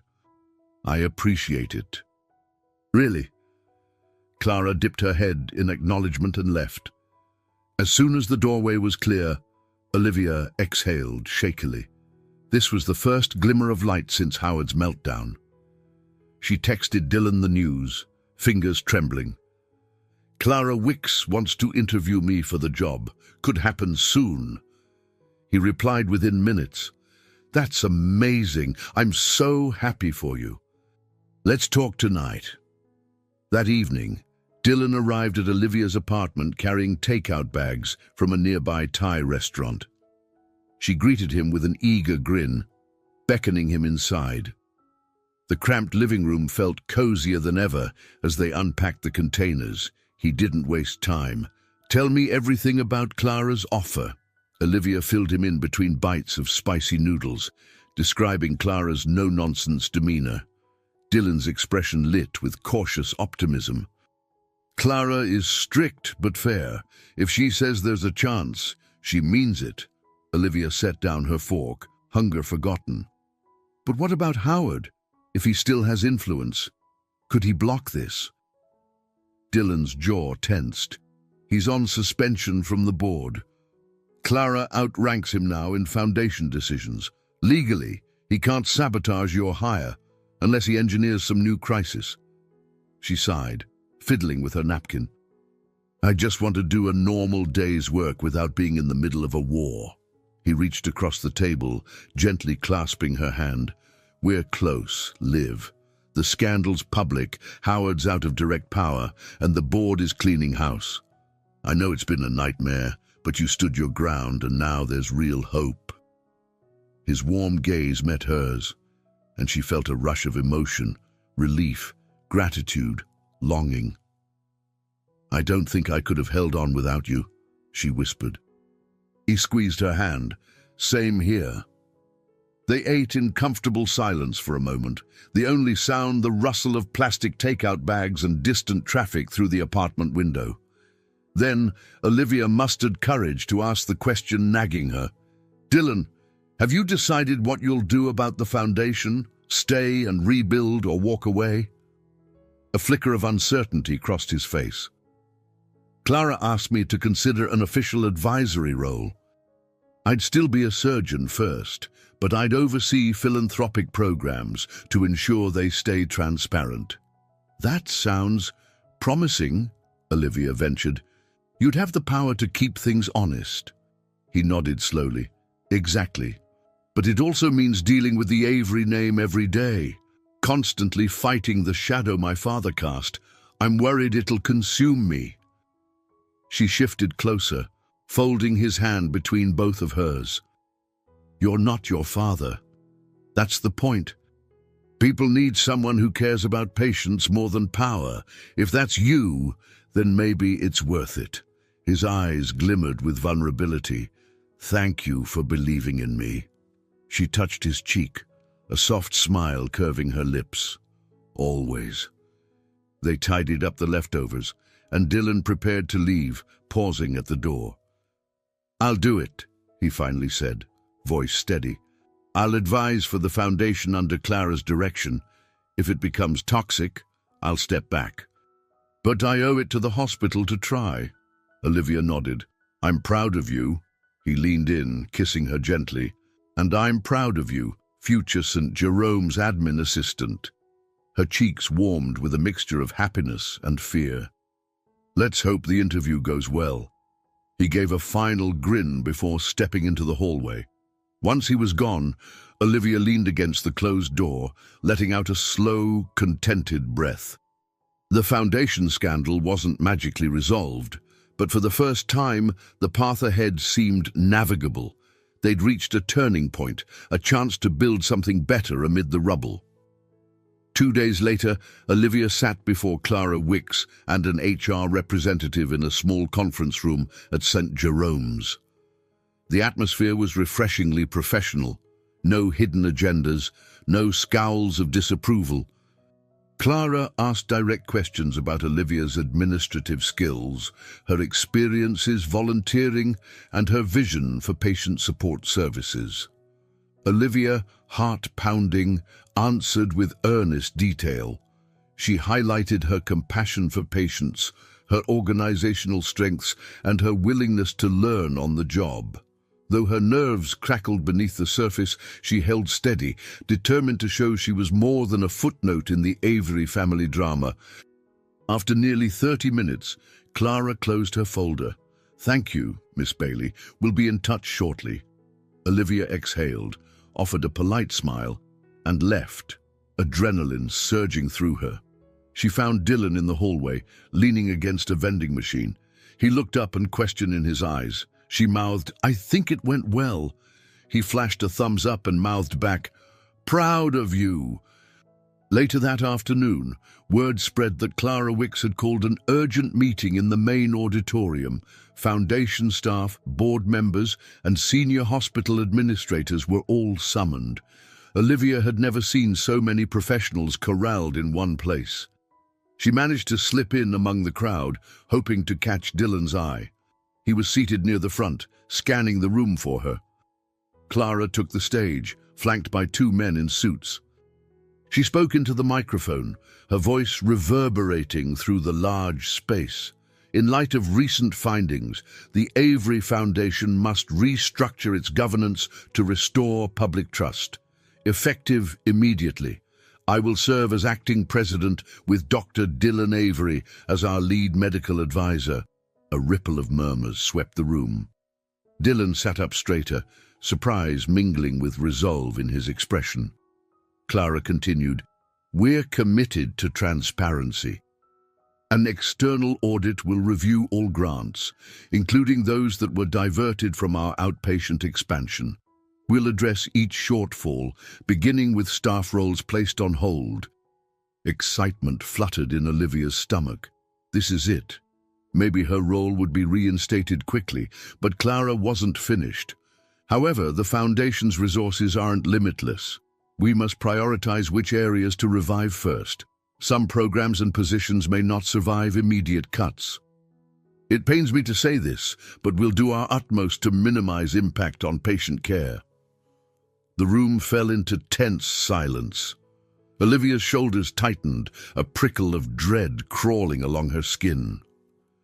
Dylan turned slightly, his gaze finding hers in the crowd. She read the worry in his eyes, echoing her own uncertainty. After the meeting, clusters of employees lingered, discussing the partial victory and looming changes. Olivia wove through the throng, trying to reach Dylan. Before she could, A familiar voice snarled behind her. "You think you've won?" She turned to see Howard Avery, standing stiff with rage. His once perfectly coiffed hair looked slightly disheveled, and the circles beneath his eyes suggested sleepless nights. Yet his posture was as haughty as ever. Olivia inhaled sharply. "I'm not trying to win anything, Mr. Avery. Your son's working to save this hospital." Howard's lip curled. "Save it from whom?" "Me. I built this institution's wings, funded entire departments. If not for me, St. Jerome's wouldn't be half its size." She squared her shoulders, heartbeat thudding. "And now that corruption's been exposed, the hospital can continue without the shadows you cast." His eyes flashed with malice. "Dylan's loyalty to you will be his downfall. He's a fool to trust you, just as he was a fool to trust the board." Anger flared hot in her chest. "He trusts honesty and compassion. That's why people respect him," Howard sneered, then leaned forward, voice dripping with contempt. "Mark my words, Miss Bailey, you'll never fit into this world. Even if Dylan stands by you, the Avery name will chew you up and spit you out." Before she could reply, Dylan appeared at her side, glowering at his father. "Leave her alone." Howard pivoted, letting out a laugh devoid of warmth. "Protecting your volunteer again? How noble." Dylan's jaw tightened. "She's not just a volunteer. She's going to be part of this hospital, and there's nothing you can do to stop it." A tense moment ensued, father and son locked in a battle of wills. Finally, Howard shook his head in disgust, pivoting on his heel. "I'll see you at the audit hearings," he hissed. Then he stalked off, legal aids in tow. Olivia let out a shaky breath, feeling the weight of Howard's words like a physical blow. Dylan gently turned her to face him. "Don't listen to his threats. He's losing grip, and he knows it." She nodded, though her heart still pounded. "He seemed so sure I won't belong." Dylan's gaze softened. "He underestimates you, and he underestimates us." They walked to a quieter alcove near the auditorium. Dylan leaned against the wall, shoulders slumping. "I hate this tension, but Clara's announcement is progress. Now we just need to see which positions they'll restore. It might take a few days, maybe weeks." A flicker of worry crossed Olivia's face. "What if they decide my role isn't a priority?" He brushed a thumb across her cheek. "Then I'll push for it anyway. The outpatient expansion is essential, and you're essential." Warmth fluttered in her chest. "Thank you for believing that." He slid his hand down to hers, fingers interlocking.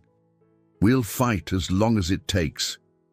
She squeezed his hand, nodding with determination.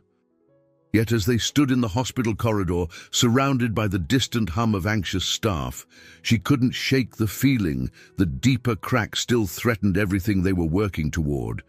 Consequences loomed, financial shortfalls, looming legal battles, and Howard's simmering vendetta. For now, though, they had each other, and that spark, small but bright, felt like the only light in the storm. 3 weeks later, life at St. Jerome's was inching toward a new normal. Clara Wicks and the auditing team worked overtime, sifting through decades of records, unearthing shady dealings. Staff morale had been shaky, but the promise of honest leadership kept most people hanging on, hoping for genuine change. For Olivia, every day blended determination with anticipation. She'd completed a second interview with Clara, this time a more detailed discussion about her administrative tasks and future responsibilities. The day after, she'd received an informal email hinting that an offer was imminent, pending final budget confirmations. She nearly cried when she read it, yet she also missed the light-hearted moments she and Dylan once shared, moments stolen by the crisis. He was juggling surgeries, advising Clara on medical priorities, and fielding questions from worried staff. But one afternoon, she found a short note taped to the volunteer desk. Meet me at the old supply closet, 3rd floor, 5 p.m. D. She blinked at it, feeling a spark of excitement. That supply closet had become a favorite secret nook during her volunteer shifts, usually to share a quick laugh or stolen kiss in the midst of chaos. At exactly 5, she slipped away, heart fluttering. He was waiting, leaning against the shelves stacked with linens and spare equipment. The moment she stepped inside, he closed the door and grinned. "Hey, stranger." She laughed softly, noticing the playfulness in his eyes. "Hey." He drew her into a gentle hug, sighing into her hair. "I missed you. Everything's been so heavy lately. I wanted to carve out a moment for just us, like we used to." Her heart swelled. "Me too. It feels like ages since we've had 5 minutes without emergency alarms or a board meeting." They spent a few precious minutes catching up. Dylan recounted a patient who'd told corny jokes post-op, making the entire recovery unit crack up. Olivia shared a sweet interaction with an elderly couple who'd recognized her from the volunteer desk and insisted on treating her like family. Eventually, Dylan's expression grew more serious. "I have news. The board's finalizing which outpatient roles to restore. Your position is at the top of the list." Her eyes widened. "Really? Are you sure?" He nodded. "Clara confirmed it. They'll officially offer you the job once the next wave of funding is unlocked, likely within the week." She clapped a hand over her mouth, overwhelmed. "Oh my God, Dylan, that's incredible." Tears prickled at her eyes. "I've been waiting for this for so long." He gently brushed away the tears threatening to fall. "I know you have, and you deserve it. This hospital needs you." She laughed, wiping her cheeks. "You say that like I'm essential to the building's foundation," he smirked. "Kind of are. At least, you're essential to my foundation." Heat flooded her cheeks at the sincerity in his voice. She opened her mouth to respond, but footsteps echoed in the hallway outside. They froze, exchanging conspiratorial looks as the footsteps faded. Then Dylan let out a quiet chuckle. "We should get back to work before someone locks us in here." Olivia grinned. "Wouldn't be the worst fate? But yeah, let's go." By late evening, the hospital had quieted. Olivia finished her volunteer shift, double-checking that the supply stations were stocked.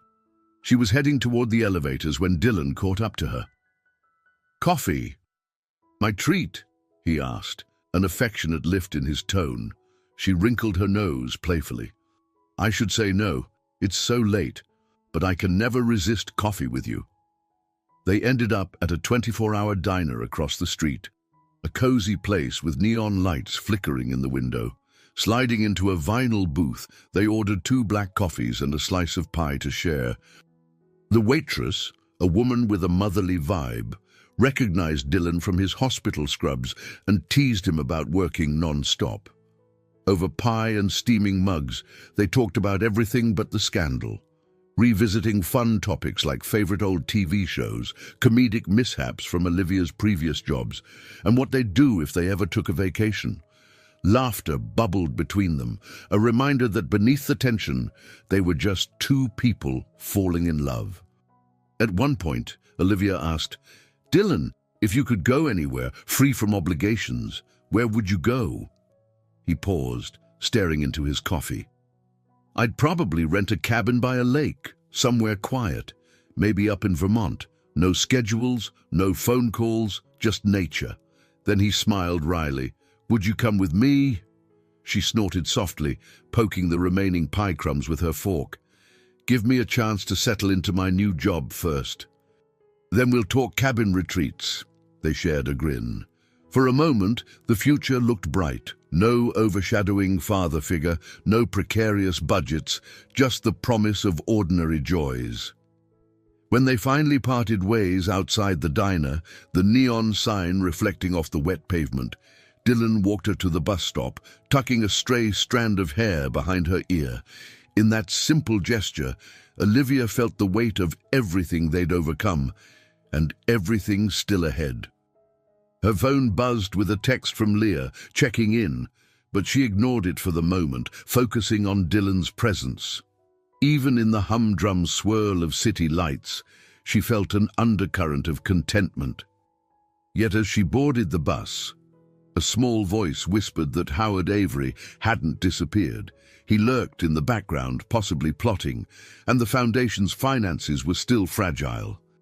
But for now, she clung to this respite of laughter and pie, a brief return to fun and games that reminded her why, despite all the hardships, she and Dylan kept fighting for St. Jerome's and for each other.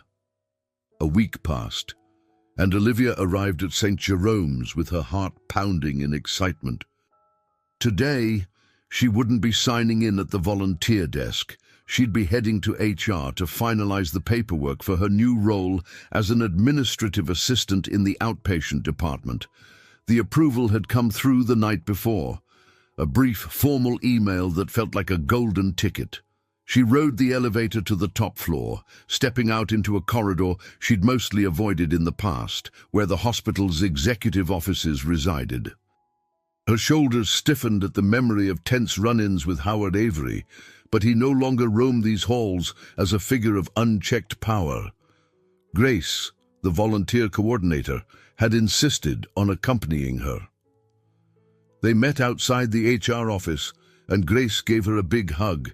"You did it, Olivia. Stuck it out, believed in yourself, and here you are." Emotion welled in Olivia's throat. "Couldn't have made it without you. Thank you for everything." Inside, the HR rep was all smiles, handing Olivia a stack of forms. She signed page after page, hardly believing this was real. It wasn't glamorous, an entry-level position with a modest salary, but it was a legitimate foot in the door and came with benefits she desperately needed. She took the official folder, her new hospital ID, and clutched them against her chest as if they might vanish. Walking out into the hallway, she found Dylan leaning casually against the wall. He wore his usual scrubs and a grin that lit up his tired features.